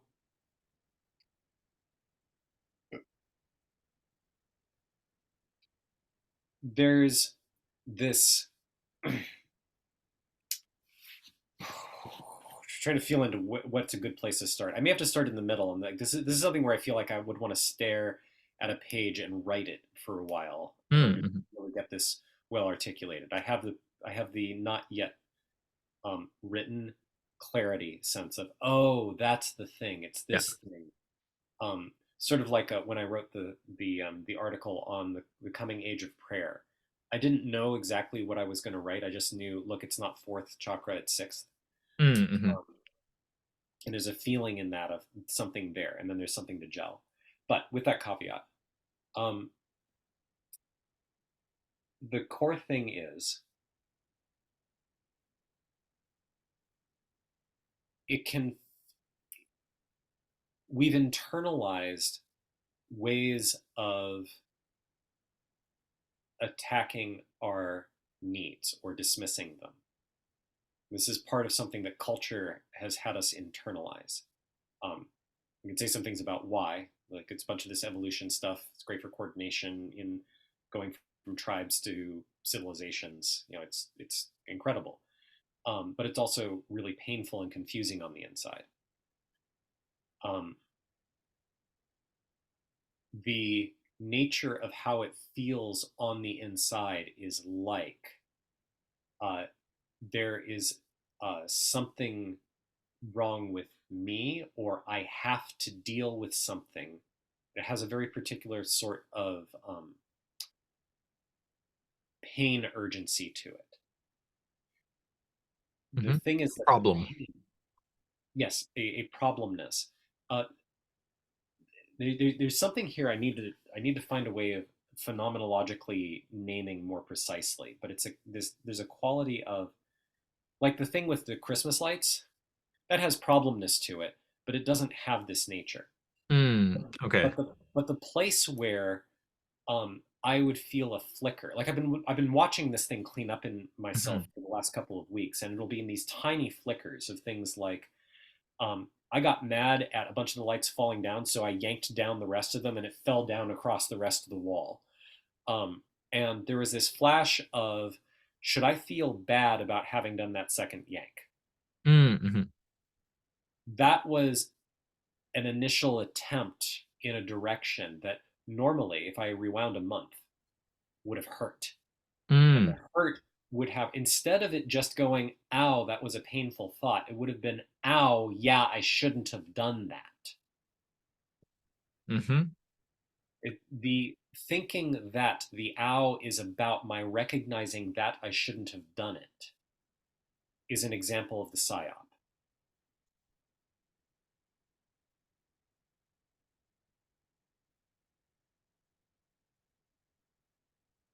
So part of how they get you is that even this feels like a step further than we've gone. Not that I'm pretending to know anything. Part of how they get you is by convincing you that your own inquiry process into whether things are bad on your terms is itself bad Well, that's certainly how it gets implemented in me. or Not something. necessarily that it is bad, but that it can be, that I can screw up in how I am tracking what's going on inside of me. Like I'm watching for my sinful nature, even if I'm not thinking of it as sin. Hmm. Um, like I like early on when I first got back, uh, I noticed one of these flashes while I was peeing, and there was just this sense of, oh, I was lost in thought. I wasn't actually experiencing myself peeing, and there was this flash of pain. Right now, the Right. pain came from the recognition that I hadn't been present, Plus, plus the sense that I shouldn't have lost track. But that happened so fast that the first thing I noticed once I came online and, out of my thoughts and more into my body was the pain. And then there was this very strong initial invitation to assume that the pain was about my previous failure. oh, as a pain, as opposed to the pain having been a result of the should. Yes.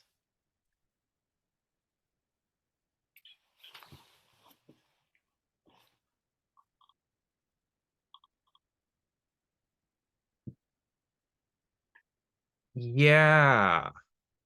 And then so tying that back to, not that I know anything about this, original sin and um the psyop of like the idea that you can be separate from God or something. It's like, how are toddlers inducted into this? Yeah. I don't have a great narrative. I don't have as much narrative detail on that part. That feels like one of these things that'll emerge from trying to write an essay or something. Yeah.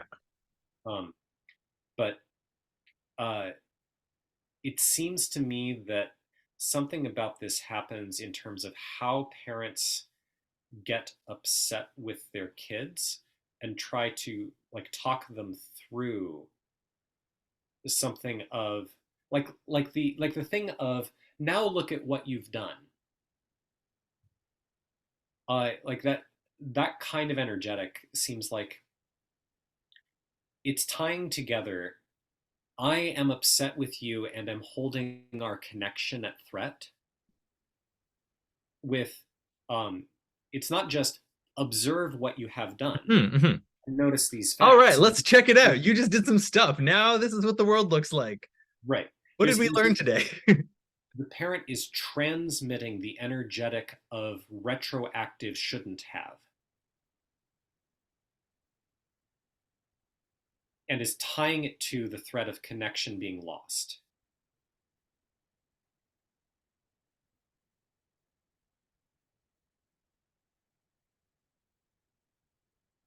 Okay, okay. And then there's something here about like there's a pure pain that's like, oh, I disappointed somebody, like that is just like a, oh man, this great thing that was going to happen because I was going to contribute this part and they were going to contribute that part isn't going to happen now because I didn't contribute my part on whatever level of Yeah. abstraction. Ah, Yeah. In fact, I think I can re-engineer the hypothetical I just gave about the now look at what you've done thing. If like what has to happen in the parent is actually an instantiation of this same, like, meme. yeah, the same memetic structure, the thing we've been calling the psyop. Yeah, What has to happen in that moment is that there is pain associated with what they're observing the toddler having done. yeah, Like they like painted the the cabinets, yeah. something like whatever, and now the parent is upset about this. But the upset has to come from some kind of associations, like, I now have all this work to do and I don't know that I can deal with all of that work, or maybe this can't be undone and now I'm going to have to deal with something something, or I don't even know what to do. Like, but there's an extra tone to all of that, because some of that could just be factual. Oh, there's all of this work I need to take care of. If I don't, then there will be these consequences. I don't like some of those consequences. That's a challenge. Hmm. Extra thing that's being added, which is something like, I can't arg ah. Hmm. Hmm. That then, rather than like, so that has to be something that is added. But rather than noticing that the pain is happening inside of the parent, like the parent noticing, oh, I am hurting because I am adding something extra to the rest of this. Instead, the parent assumes that the pain is because of the kid. So if the parent could instead of taking that same meme and transmitting it through its activation, could instead notice, oh God, I am so upset about all of this. And I don't know if I can hold our interaction here. I love you and I'm overwhelmed. Mm-hmm. The kid might be disoriented. The kid might even be scared. But they wouldn't get the psyop from They that. would not get the Yes. injection of now you need to learn how to Have shouldn't. already, shouldn't have.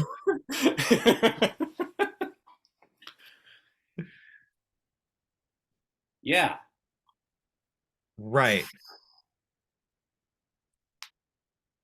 yeah. I like this line of questioning because from the clarity that I had of, like the clarity I was feeling is, oh, this is the structure as it lives in me. Ah, and this is giving me more clarity about, oh, here are some hypothetical details about exactly what the life cycle of this Yes. marker is. Yeah. Yeah. Whew.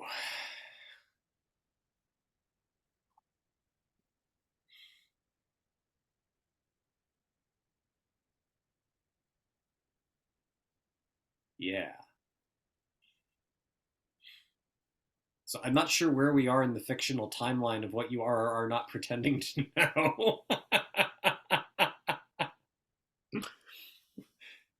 um, I don't know how clear does this thing feel to you? Feels more clear here. I think that the connection with the stuff about the extra and then the sense of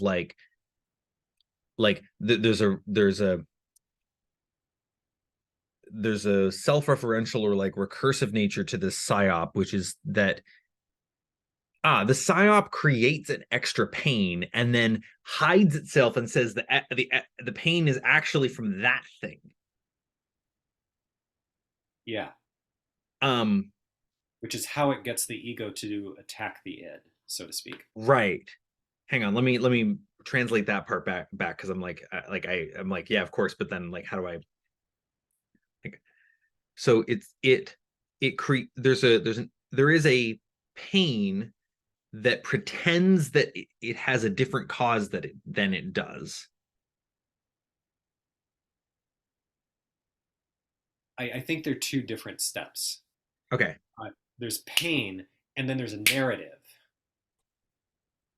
Right. Okay. Directs attention. The pain is very pure. The cause of the pain is often because of this extra bit. Which comes from the narrative though? I kind of. I think there's a layering thing that goes on here. Like the thing of why did I have the flash of pain while going to the bathroom was because there was a narrative that had already done a bunch of the short circuiting about, oh, I should never lose presence. I just lost presence I shouldn't have. Ow. So there's some kind of narrative loop there. Um, I think it's yeah. There's some. I feel like I'm dissecting the critter and going, well, what exactly? Like here it's like I got two pincers or something. Yeah. Um, but that narrative is different than the one that I don't know. Is it the same one? It might be the same one. Yeah, because the sense of I shouldn't have lost awareness injects a pain that then says, see, that's because of the loss of awareness. But it's pointing at a different part of the narrative than the shouldn't have part. Yeah. It points at the content rather than the structure. Yeah. Um, this all feels related to the like Buddhist second arrow thing. I faintly remember having heard about that. So some story that I think the Buddha tells, maybe it's even older than him. I don't know. A lot of his stuff is remixed. Where a guy gets shot in the leg with maybe it's even a poisoned arrow. I don't know, whatever. It's an arrow. And he he goes to the doctor or something to get it removed or whatever, and he's just completely indignant. Like he is the blamiest motherfucker you can possibly imagine. He is obsessed with this arrow and where it came from or something. He's like, the doctor's like, all right, can I take the arrow out? And he's like, you can, but first I want to know who shot me.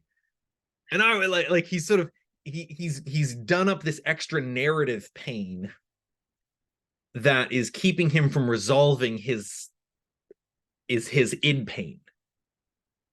Gotcha.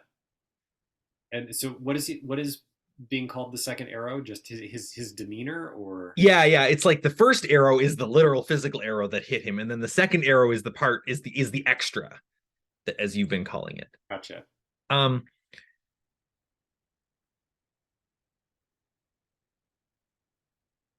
but I think that we're onto something much more precise and useful here, because the second arrow stuff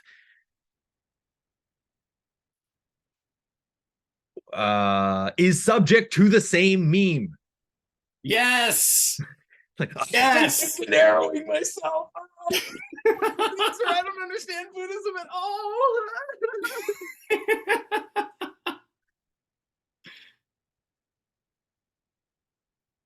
Yeah. You know, Yeah. and even literally propagates itself that way. Like, it's not just that people incidentally second arrow themselves, and then meta second arrow themselves. It's that, like, the people communicating this meme that is supposed to be liberating are failing to,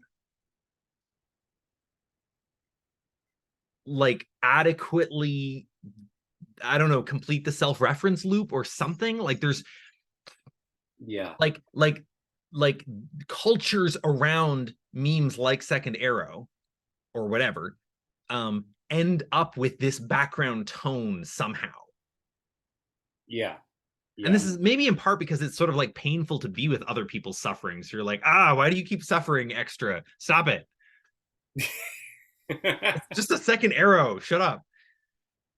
And then this brings us to the NNTD stuff, where it's like, no, that suffering is also real and also matters. It is not fake. Yeah. Yeah. Yeah. It feels like part.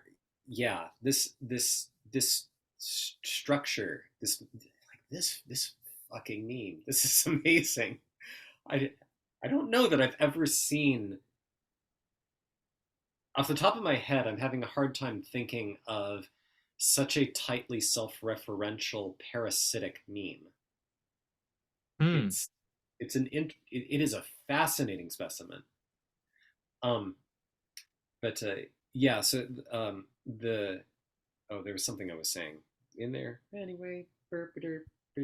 Propagates second arrow. Yeah, yeah, that happens.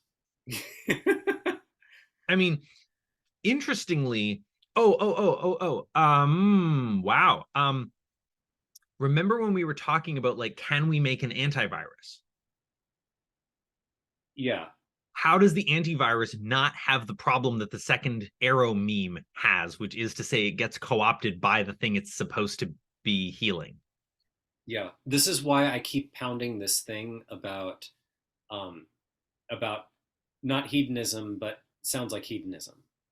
Because Yeah. it feels like Be willing to accept the error of hedonism on your way to finding this. Like, yeah, something like that. Uh, yeah, it's there's something about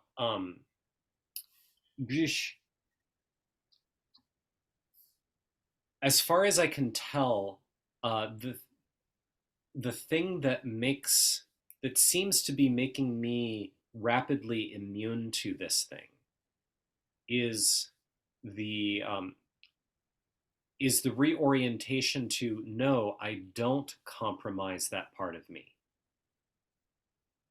what's that part of me? Id, the like, Yeah. and this is like, yeah, I'm gonna get back to what the fuck does that mean, but Yeah. Yeah. um, yeah, 'cause like there's previously it had felt like um, it's something a little bit like I was trying to look for the right principles of like, okay, well, I'm trying to balance like my personal needs and the cultural needs, and how do we like make all of the needsy need things happen, good thing something, and then good happens in some kind of fashion, and how do we organize this?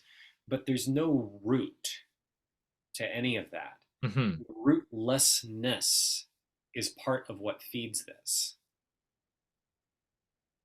The way in which it is possible to Right, right. And this is going back to the PCT stuff, why you have to come back to the id, back to the id, back to the id. Sure, your principles and strategies are great. You need those. You can't do without the different levels of your hierarchy. There's going to be a top level, whatever. But all the values comes back from the id. yeah, Yeah. Huh. yeah, There's still something I'm missing there, and something that some part of me distrusts about it or something. But yeah. yeah. Well, so I remember the thing that I dropped a couple minutes ago, and it feels closely related to it. The thing of um, the second arrow's pain matters too. Mm, Okay? I swear it's the same thing. This is still this is exactly the same thing as saying no. You're here to align with the id. right. Right? Right. And this is why I fucking hate how many people use words like illusion and delusion. Fucking hate it.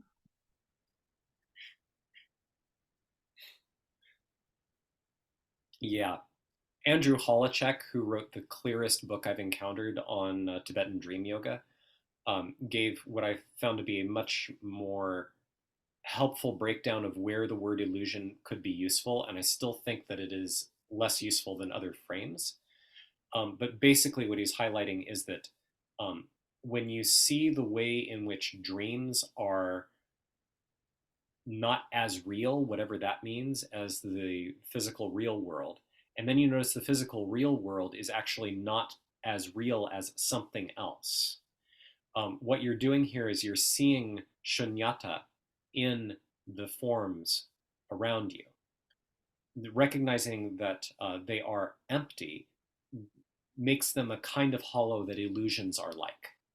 So Mm, saying that all experience is illusory is gesturing at something about internalizing the implications of shunyata and whatever it means to be conscious of experiences given their emptiness. When you don't see that and you don't see shunyata, then it's like you're in some kind of non-lucid dream, and there's a way in which you are falling for the illusion. Um, hang so on, it seems to me like let that's me just see if I can find a different way to point at that.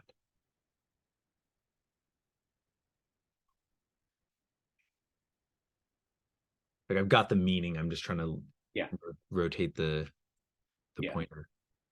Um,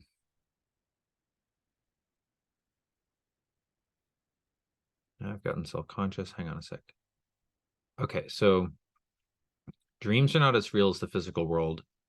Physical world is not as real as something else. Real here means invariant, Kind of. He points out how what static, stable, yeah, uh, solid, real, solid, objective. independent, and lasting was were the attributes where you have this impression that something is solid, independent, and lasting. Those are the attributes that Andrew Hang on. Hollis And when he says the physical real is not as real as something else, is he actually saying there is a something else that is real like that, or it's just not as real as we make it out to be? that there is something else. Oh, interesting. He calls it the clear light mind. Interesting.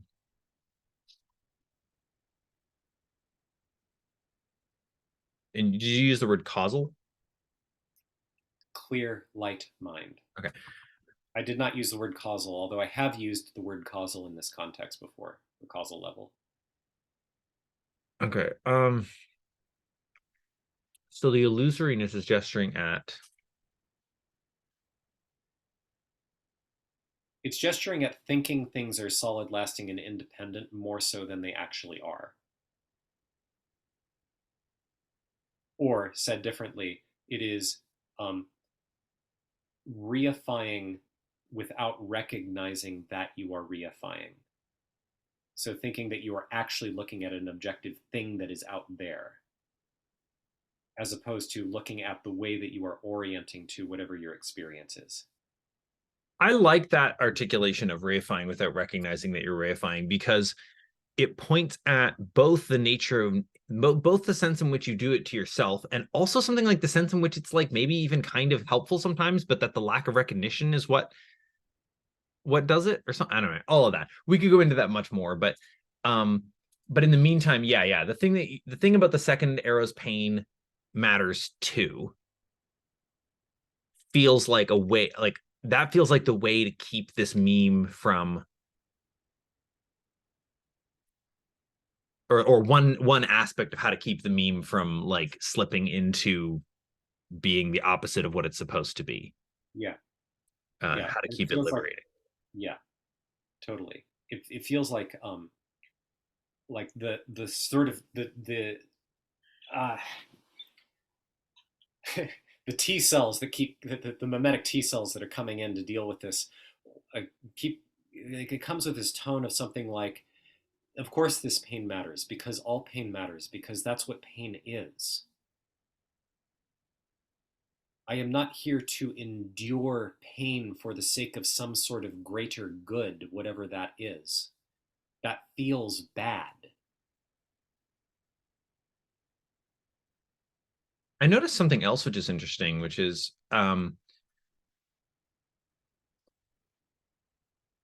so there's two pieces I think actually that you need. One is the second arrow's pain matters too. Also, you are free to suffer the pain from the second arrow as long as you feel like it.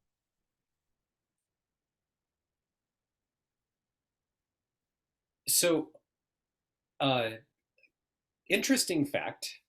Uh, I observe in terms of how this has churned in me. Yes, that is a move that I have done many, many times in the course of this cascading. Hmm. Uh, I also don't see how you made that link.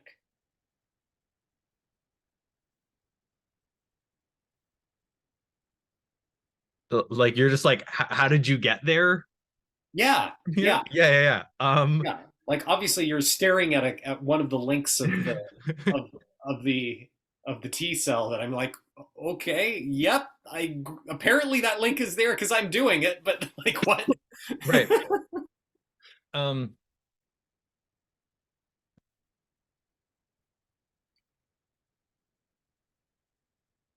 um,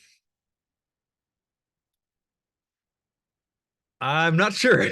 um, Oh, actually, I can see why you're a little befuddled. At least I think I see it because it's sort of like, what's the alternative? That it's not okay for you to well, experience it, and so this is where it gets interesting, right? Because there's actually two alternatives. Alternative number one is like you must stop. The second arrow's pain matters too, so you must not have already been feeling it.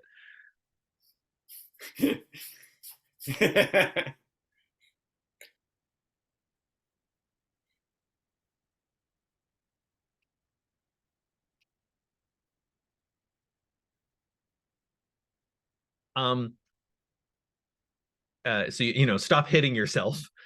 Um, kind of vibes. But the other alternative is merely not to have mentioned that part,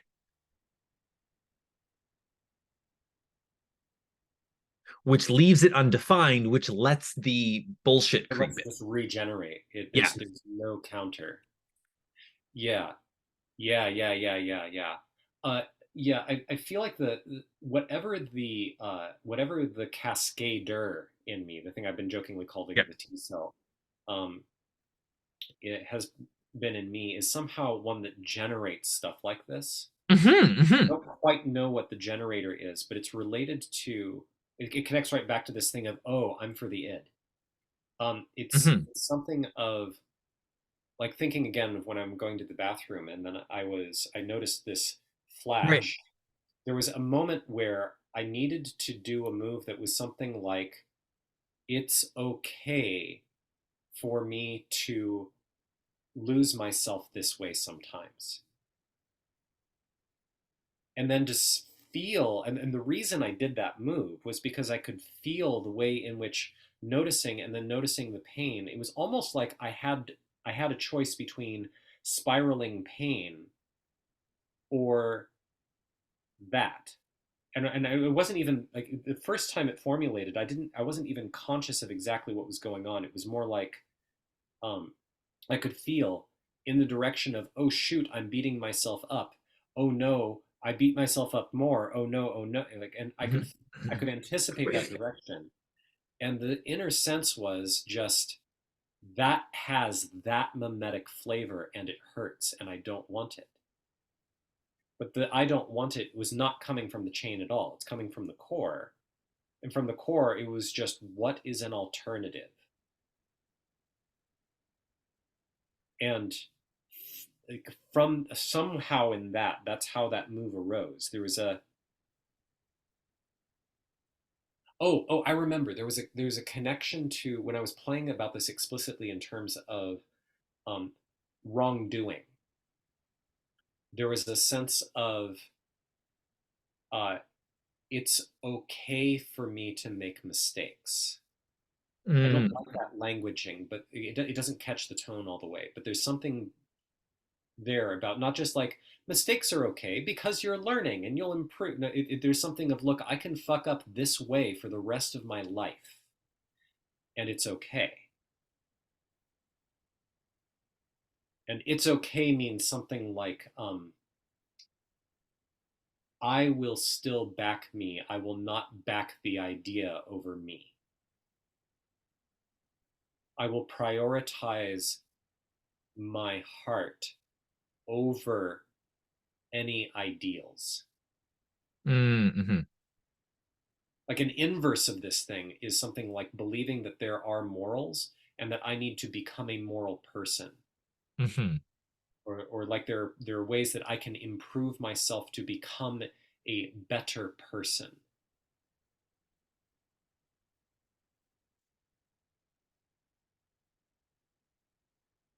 better in the moral sense or in some mhm. kind of value sense, which is different from something like I can become a better electrician. Yeah, yeah, yeah. So, Obviously, yeah. Well, and part of what's interesting is like better person, like there's a lens from which like personhood is related to this psyop, and you're like being betterly bought into the psyop. yeah, yeah. I keep flickering my mind back to how there's one comment that Megan Frack, I don't remember her name, her last name. Anyway, God, am I misremembering her first name for that matter? I think it was Megan. Like she would flirt with Black Lotus sometimes. Uh, I think I know who you mean. yeah. Anyway, uh, she one of the last comments I saw from her in some sort of exchange, probably the one where Duncan disowned me, um, was like some sort of comment about um, oh yeah, and Val doesn't um, uh, Val values coordination and cooperation much less than uh, many other people do, or something like that. And I remember being really struck by it because I was like, for one thing, it feels painful and unseen, and there was a part of me like wanting to go, wait, wait, wait, but I want you to understand this part, and feeling Yeah, a little yeah, threatened and so on. But the the place where I had to center myself, and this is a long time ago. It was like a year yeah, or yeah. two. Um, but the place I remember having to settle myself to orient to it was, um,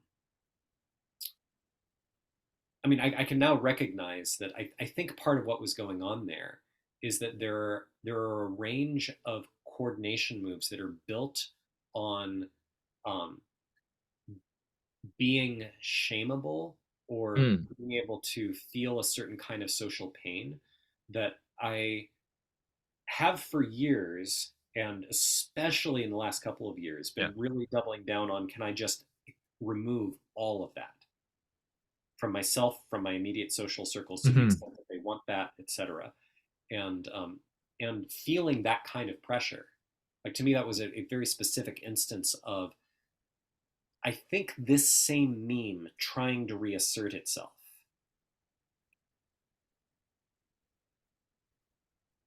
Like it's attacking the ability to not be controlled by Yeah, it specific might be. things. It seems maybe like a sibling meme or something. Like I'm not sure if it's the one right at the core that has this particular. thing. Hearing you say that, I think you're right. Yeah, it's like, but it's like totally in cahoots. It's like part of the memeplex. Yeah. Like it Yeah. is part of the general means by which um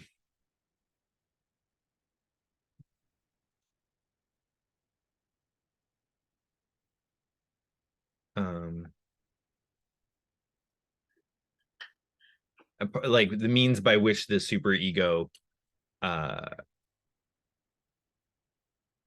means by which coercive superegos co-opt egos.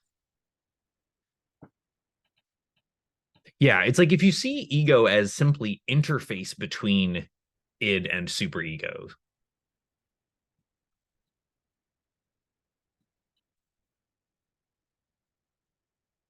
then it's like, well, you can do lots of things with that interface. It can flow in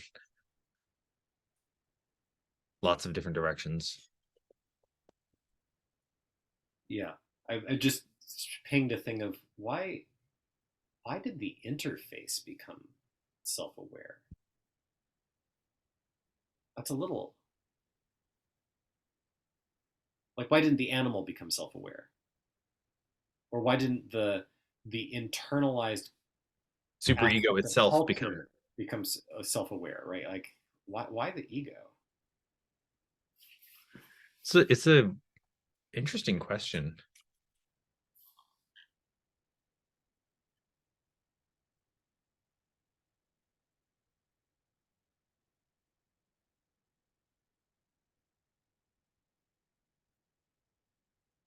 I mean, it's possible that there just isn't enough something like architecture in the id for the right kind of recursion to be present. I could totally believe that. Um, but it sort of seems like if there was going to be evolution towards self-awareness, it would actually happen at the superego level, since it can evolve so much faster. Yeah, arguably the superego is self-aware in a sense, but I think there's a kind of stability fixed point quality to the ego becoming self-aware because there's like one ego per person. Right. Yeah. I feel like I'm swimming around in plausibility land. Yeah, yeah. Yeah. They're interesting questions.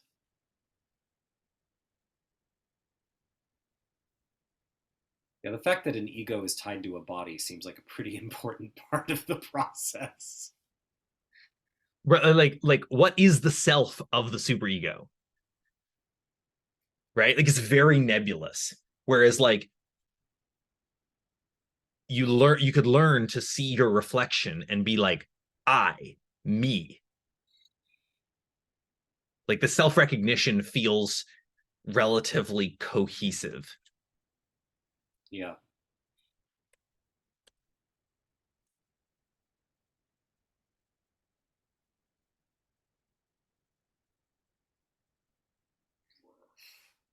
It's bumping into some thoughts around psychology and the way that people's identity boundaries flow all over the place more than they realize. Well, right. Also, that I mean, that is related to the ego being empty. Also, Yeah. I've been playing around with the idea that shunyata is can be translated as interface. Gorsh. Gorsh. Ah, right. Because if you try to translate it as emptiness, you're defining it by a negation, and then you just end up in paradox land. Right. What is it that is so empty? Dare Well, I we can't ask? say it and yes and etc. Yeah, yeah, yeah. One of the things that this like when I talk about like epicycles to ellipses, one I don't know exactly how I get there, but I can totally feel like if I stare at it, I think I can start to dissect it. But there's a thing that shows up in a lot of spiritual contexts and psychedelic insight types and so on that I was really fascinated with the endless paradoxical fractal weirdness of like trying not to try and blah blah and all of this weird extra stuff. And it's almost fascinated with the incomprehensibility, where if you keep wrestling with it, you kind of get insights, but also because it's a fractal chaotic thing, you can only, like, you don't actually make any progress on understanding the whole thing because, but I mean, um, and there's something about that whole cluster that has just snapped into, oh, this, it's like what you're actually seeing there is something like the ego's own act of being confused in the face of this memetic structure, this psyop. And that, because like paradox is not a property of reality. Paradox is a property of the experience of a mind that currently does not have a way of relating to a part of reality. Hmm. Oh,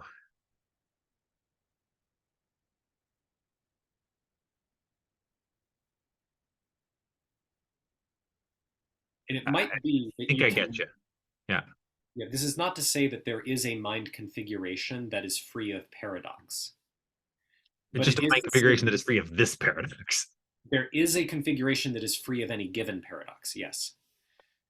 I mean, and also non-trivially. Like the thermostat is free of most paradoxes. Right. Yeah. Free of in the sense of having transcended, not just not having occurred to in the first place. Okay. I think if we're going to do anything else with this call, and maybe we're not, we should come up with a better name for the thing we've been talking about the whole time. Yeah. Yeah. Yeah. I'm noticing as I flicker through this that I usually name memes based on if they have a name that they give themselves or if it has a clear history. Things like the Calvinist thread comes from Mm, Calvinism, or the wokeism memeplex is because it used to call itself woke. You know, um, this one I don't think gives itself a name, and I don't know that it has a very clear particular history. Like it's related to the Protestant stuff, but mhm. I mean, it's also like related to Buddhism and like everything Right, else. right. It would be crass to give it a name that implied um that it was culturally dependent when it's like it's actually the basis of the whole H2 cultural platform. Yeah, exactly. Um, Oh, okay, okay. Hear me out. oh The God. original psyop.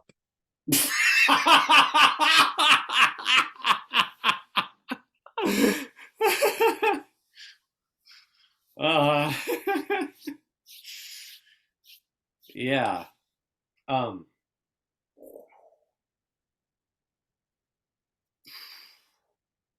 that's better than the psyop. Uh, um,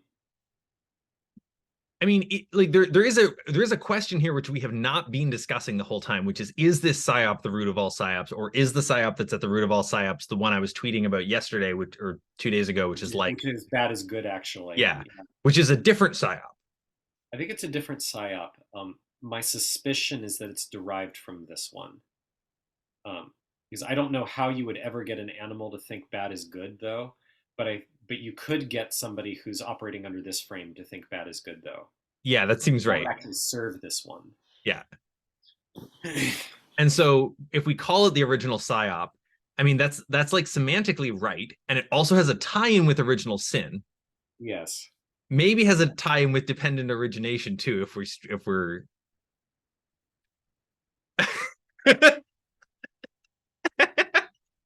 I not know. uh, but yeah, I think that's okay. The main hesitation I have is, well, there are two hesitations. The main one is if we find one that is prior to this one or makes this one possible, then its name will be really unfortunate. True. The other one, which is a little less key, is that psyop usually implies an intentional agent, and as far as I can tell, part of the point of this is that it was a spontaneous evolution. Right. Um, That said, you could argue that case for literally everything that looks like an intention. yeah, there's a thing there though.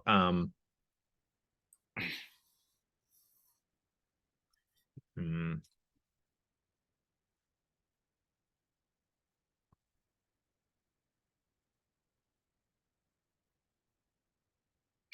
It got the original spin.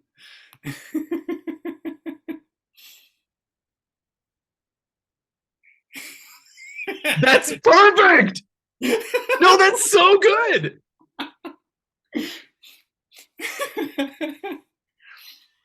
It's so good because it gets at it's the right shape. Like it gets at the twisty nature of the thing, and also Yeah, like spin a narrative, yeah, and like also spin meaning psyop in this sort of more serious sense than just spin a tale.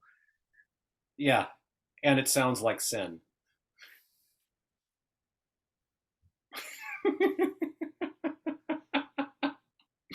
Okay, I mean, should we spend a few minutes looking into that first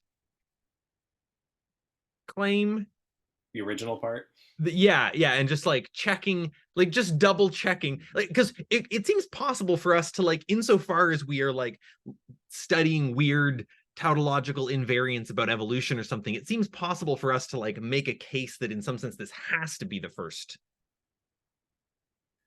Sure. If we were to do that in the midst of this conversation, I would be a little sus of the argument. But it seems like it's worth putting in some energy. I mean, another thing we could do is have sort of a, well, what if we find one that's prior to it? How would we feel about the name? Is there Right, a way right. to? Just would that be fine? And I think like, I mean, I feel like the um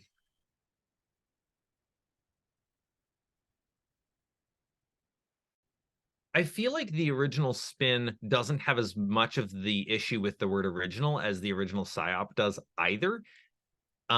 Because it's like looser in the first place. Yeah, Like, no, the original spin was the fucking moon going around like the earth going around the galaxies spinning around, like whatever, man. Like, who gives a shit? Like right. spinning has been happening since the beginning. This is clearly a joke on original sin. Yeah,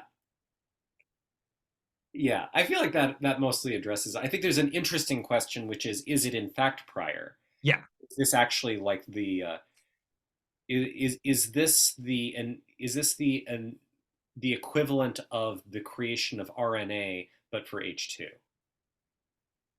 right, right. Right. That's an interesting question. Um, It's so funny. I am now, I'm finding that having named it, I'm like, yeah, this. Now, what does this refer to again? And I'm like, the thing where you're, instead of backing your id, you let the superego get, yeah, it's like, okay, so if I'm like, okay, what is the original spin? And the original spin is pain that is your ids gets narrativized as pain that is because you disobeyed the super ego, and you get told that if you obey the super ego more better, then the pain will go away. And sometimes it sort of kind of does, but like, does that feel like an addict, like a, I mean, it's not a good compression of it. Like, I think if I just said not that to it's someone, not a great compression, but I think it's okay. It's like for a short statement capturing the thing, I think that's pretty good. Um, Well, I mean, like, or rather, that's like pedagogically pretty useless. Like, it's missing the like. I mean, maybe that sentence would be insightful for some people. I don't know. Um, Yeah, I feel sort of like a like now what I want to do is like jot down like 5 examples of this thing and then just stare at it and go, this is precisely the mechanism. This is yeah, how it yeah, yeah. works. Here's this thing. Um, when I go through things like when I rip the lights down, um, even there it feels fairly evolved. The counter effect feels fairly evolved. So like the pain didn't get to reach me very far. So you have to go Um, back to an example from earlier in your life. yeah, well, yeah, but I can still run it here because there was Hmm. still a little glimmer of it. Um, and it's related to why I did the yank. There was a sense of, in the past, not having felt permission to being able to express my anger at a Ah, certain level. right, right, right, right. And Yeah. so I think in the NNTD sense, there's an element here that you could describe this a little differently in terms of there's a part that had been suppressed before, and here I am backing it and saying, "Go ahead," and if Go you're ahead and rip willing the thing to, down, and and then then the I will other show thing. you, I will back you. Yeah.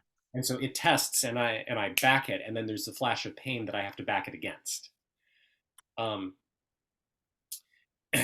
so the original spin is in that case would be the inclination to back the narrative that is attached to the cause of the flash of pain over the part that is being hurt. Yes.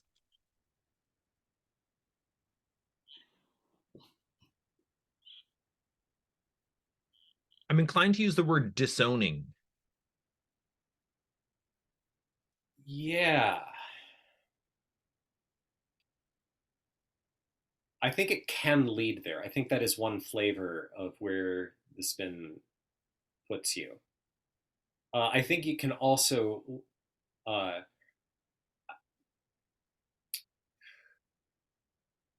maybe you would want to call it still disowning, but when I think of something like, oh, like, disowning to me has this nature of, oh, I've got this part of me that just keeps doing this thing and it's really annoying and I'm trying to deal with it. And to me, like that is a pretty clear sign that this thing has been operating. Mhm, mhm. But what But happens another, like in that first?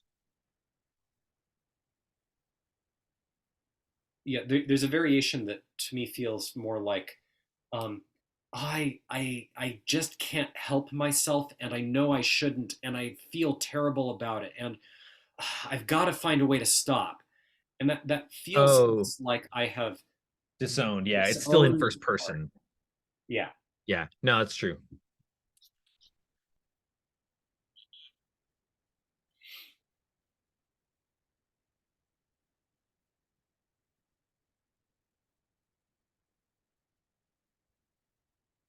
Cool.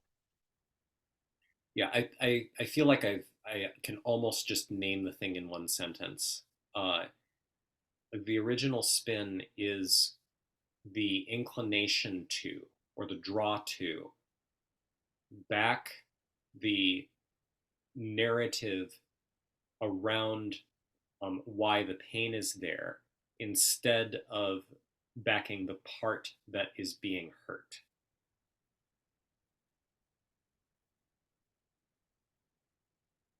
I would want to workshop those words a little bit, but this feels like it's starting to converge on that's that's really close to the thing.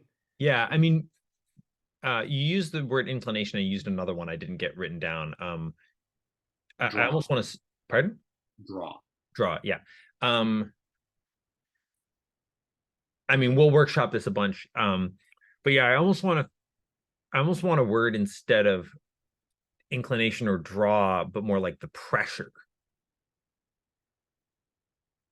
Yeah, that's It's why I like, switched from inclination to draw because I wanted something generic about like there being some kind of vector there.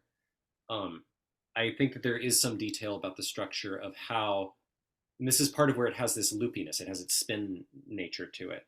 yeah. That um, the the part of where that comes from is it's like it having been there before. So there's like this: if I don't do this, then something bad. But that is the pain. So it's like it's a recursive.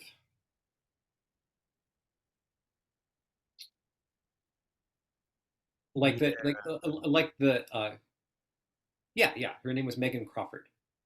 I Yeah. remember. Yeah. Like the element there of regardless of how she meant it. I mean, the way that I'm taking it, Yeah. the Yeah. way that I took it, this quality of um, like on one level, it's very simple to say something like, okay, well then maybe I'm a bad person. Maybe I don't care about coordination. I think I do, but and that's very simple Mm. and it's free of Mhm. this. Um, the effort to land there can feel like, oh God, if I don't agree, am I being bad? And that is already agreeing with it.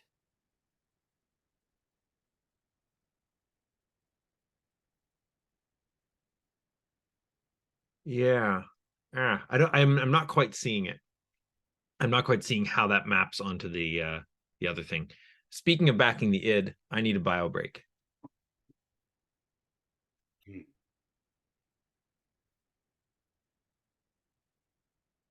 Hmm. New closing thoughts, New closing thoughts. Yeah, or just new closing thoughts. yeah. I'm just reflecting on the recursive thing. I am also noticing something that feels a little bit like my mind being a little fatigued. Oh Um, yeah, we've been at this for like 3 hours now. yeah, yeah. I feel really good about the kind of progress we made. Um, Mhm. there's a funny way um, where it feels like what you and I do together is somewhere between mathematicians working on a blackboard and doing something a little bit experimental, like in the sense of I don't know, like if we were in a biology lab Oh doing yeah, yeah, yeah. um, kind of experimental science, Mhm. because the things that we're working on are about the energies in our bodies and in our psyches and our Mhm. interrelationship. So there's things about like as we're working together, the content of what we are working on is in the space between us. So we can just pull it up and go, well, let's take a look. Yeah, How yeah, does this yeah. Does actually it feel work? like that? Right, and it's less like mathematics can have some element like that, but the thing that you're looking at is not a property of your psyche or your Yeah, energy. yeah. It's a property of truth, whatever that is. It's a property of structure. Yes, that's a better way of saying it. It's a property of structure. Um, yeah, so I'm enjoying some element of this. Um, it feels related to a theme that I don't remember if I mentioned to you. But I've been making Mage more of a memetic martial arts dojo. Mm-hmm. Or I'm actually bringing in memetic specimens and having people work with the direct encounter with them, and then like dissect it and see, okay, so what was the impact? What did you notice Oh, here? cool, cool, cool, cool. Yeah, yeah. This is the kind of thing that long ago when Brent was talking about vampires, and I said, look, Brent, I don't know what you're talking about in terms of vitae. Could you bring a sample of vitae in so we could sort of look at it and feel it or something like that? Mm, And in retrospect, I think he just didn't know how to do that. But mm-hmm. now I feel like I think I get how to do that kind of stuff. Or maybe it So was just harder to do within that frame. possibly, You know, um, like I feel like now I know how I like if this is a freaking weird counterfactual, but if poof, we're we're in our current capacities and life situations, but somehow we're in Black Lotus in that situation. Please forgive me the reality cracking weirdness of this yep, counterfactual. yep, yep. Um, but I would know how to bring in a sample of vitae.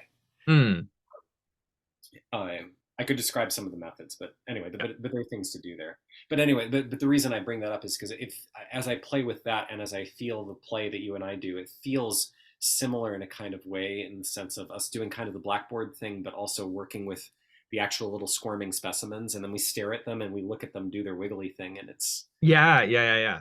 Yeah. No, it's really cool. And it's like and it is interesting. I think this is maybe part of what you're pointing at is like working in Mage in a context where you're in instructor mode is a bit like teaching whatever the subject is that we're investigating with our blackboards and our subjective whatever. You're like, let us investigate this together, and you're the guide.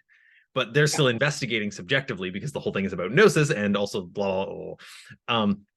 But like it's sort of more you're the one at the blackboard and then periodically inviting other people up, and we're like the mathematicians jamming at the blackboard being like, I feel like you should be able to prove this from this, but like Yeah. like hang on, what if you like Yeah. I also have some floating curiosities that I have a bunch of floating curiosities. I still have this sense of, wow, this feels so much more resolved than a lot of our stuff often does. mm, Um, just from being able to identify there is the potential life cycle. I now know where to look to start seeing how this is transmitted. Um, mm, Here specifically is the mechanism. I now can see precisely what I'm looking for. So now when I'm looking at this recursive thing, um, like the way in which it tries to galvanize the involvement with the next layer of itself. Um, I feel like, I don't know, in a couple of days I'll probably be able to just say, oh yeah, it's this. Like here's this step, and here's the version, and here's the mechanism. Bop, bop, bop, bop. I've got a little connection to make here, but you can keep going if you want. I'm happy to hear your connection. Okay, something where when you said galvanize the next layer of itself, I was reminded of the conversations that we had about adaptive entropy, specifically when you had yet to publish your post and we were like walking up the hill or something. For some reason I have a memory of that, like from when you were here like a year ago. Yeah, yeah. I like that connection. Like the way that adaptive entropy kind of layers on itself. And it like propagates up and down scales.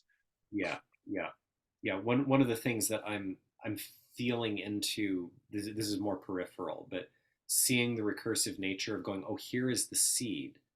I want to see more of the seed, but I see enough of it. It feels Mm-hmm. almost like sucking a tick out. You know, it's like, Mm-hmm. oh, there it is. Okay, um, it is the layeredness of how it works, where once it's kind of worked in at a level, it becomes a leverage point for the next level. Yeah, Um, but then they end up interweaving, so the levels are not. yeah. Yeah, yeah. So I think it may be the same thing. This may actually be how the adaptive entropy happens. um, Something like that feels right. It's like, how is something like, because we talked about adaptive entropy in terms of a kind of pressure or a kind of like, right, but how does the pressure even work? Like you, or and what is it pressure against? And it's like, well, it's pressure against like, yeah, I don't know. Interesting connections here that we will explore in the future. yeah. Later, the magical land of infinity. Literally everything will be done later. Everything that will be done. Very important caveat. Well, I mean, time is long. But combinatorial explosions. Uh-huh. You are probably right. My smartass is failing defense here. Yeah. Ending this call a second ago is not a thing that will be done later.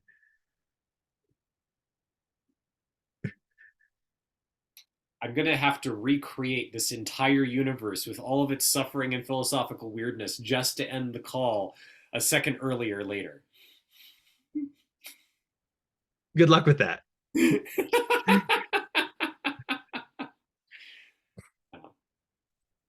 um, yeah, I'm getting some detailed swims in the general space of I liked this conversation and I like being in connection with you in general and in this kind of work, both of Mm-hmm. those.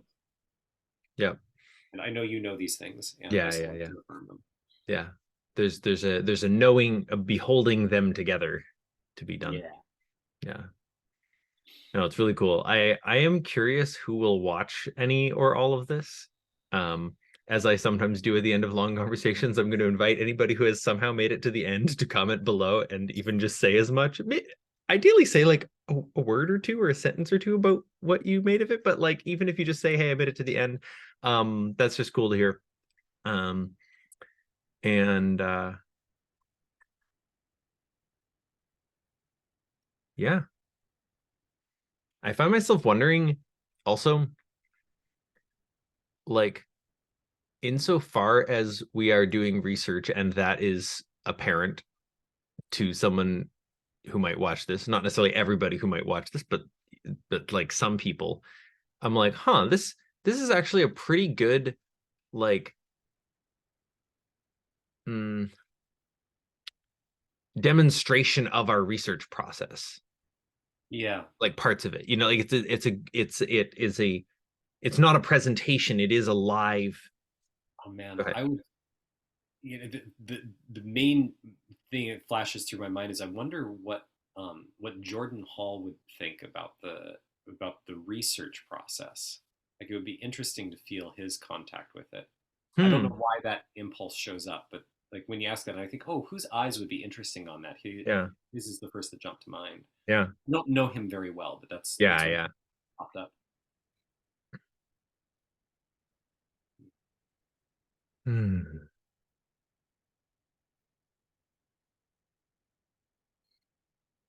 I found myself imagining various potential like funders or something like that, like sort of like um I mean, it's not you and I doing this is not exactly bottlenecked on money. Like there's an amount of it we can reasonably do in a week. We have that much free time. We enjoy doing it. But So there is a kind of thing that I keep looking at that is bottlenecked on money. I don't know how much of that it would be our research, but it could be part of it. Um, like there's a lot of stuff like what I've been describing in terms of playing with mage and like bringing people more into contact with these memetic things. mhm. I think there's actually a lot of stuff about. Um, I keep thinking about having an in-person space where we could actually play with these memetic structures, Mm-hmm. and then if like that would be an immensely rich domain for bringing some of these ideas into contact, not just in terms of let's talk about these ideas, but like what kind of circumstances actually successfully bring people into contact with these things that move towards the Mm-hmm. sort of NNTD style shift insight things, does the dialogue, etc. I have a bunch of specific ideas in this direction, and I've been thinking about seeing if I can find a way to dabble, just like In along having the an way. in-person space for Yeah, because like, there's a lot having to do with. I think that things having to do with the physical body um, may be a lot more important to this process than we usually talk about. So we're yeah. usually conversing at the idea level, but I noticed stuff like Perry keeps mentioning how this stuff is extremely taxing on the body, and how she like will go through like a lot of like physical illness or things break down around her, etc., when she's moving a lot of energy. Mm. And my impression is that some of this comes from how much capacity the body has.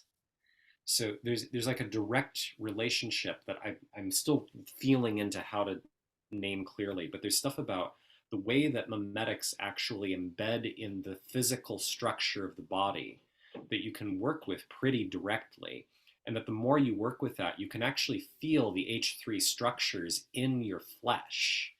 This clears things out so that it is actually easier to bring more of you into contact with Mm. more of these parts in dialogue, and it feels like something very particular.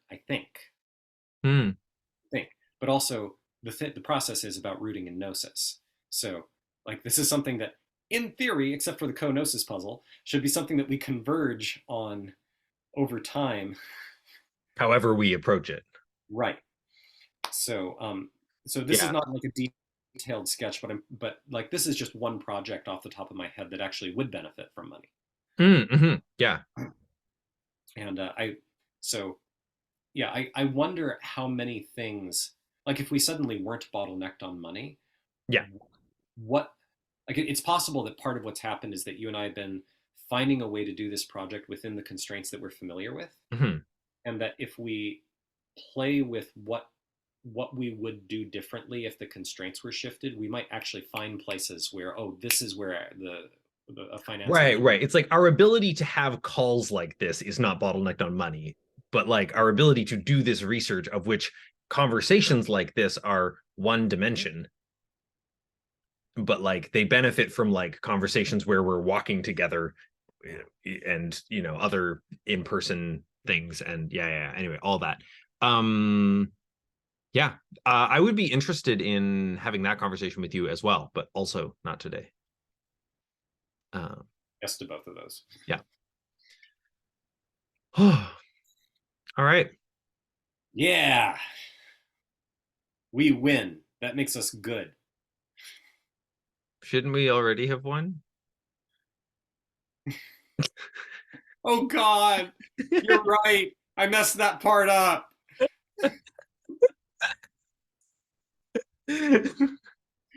Yeah, a fun side effect of all of this, to the extent that converging on H3 flavored things, my capacity to carry an H2 meme and deliver it with some force behind it has actually increased dramatically. It's just that it's not a driver in my system. It's something of like when somebody in Mage at one point had an expression along the lines of like we were talking about being shamed for like Hmm. you should already, and after like trying to get into, so what are the physiological responses you're noticing, what are the impacts, Okay, I see where this is going. and then it's, like, so I brought in a little bit of the energy, and after a bit of conversation he said, yeah, I lost track of what the thing is, or I'm not quite sure what was going on here. I just looked at him and I went, you mean you lost track? And he actually got this sheepish sense of like, and I said, so you notice how you froze? And like a couple of the other people started laughing by that point because they caught what I was doing. Yeah, yeah. Yeah. Yeah.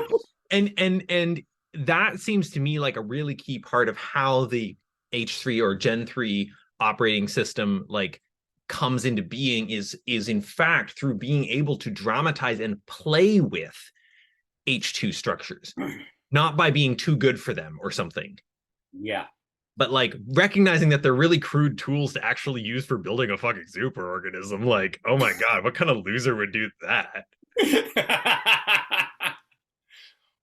Yeah. Cool. All right. All right. It has been wonderful, my friend. We will do more talking later. Mm-hmm.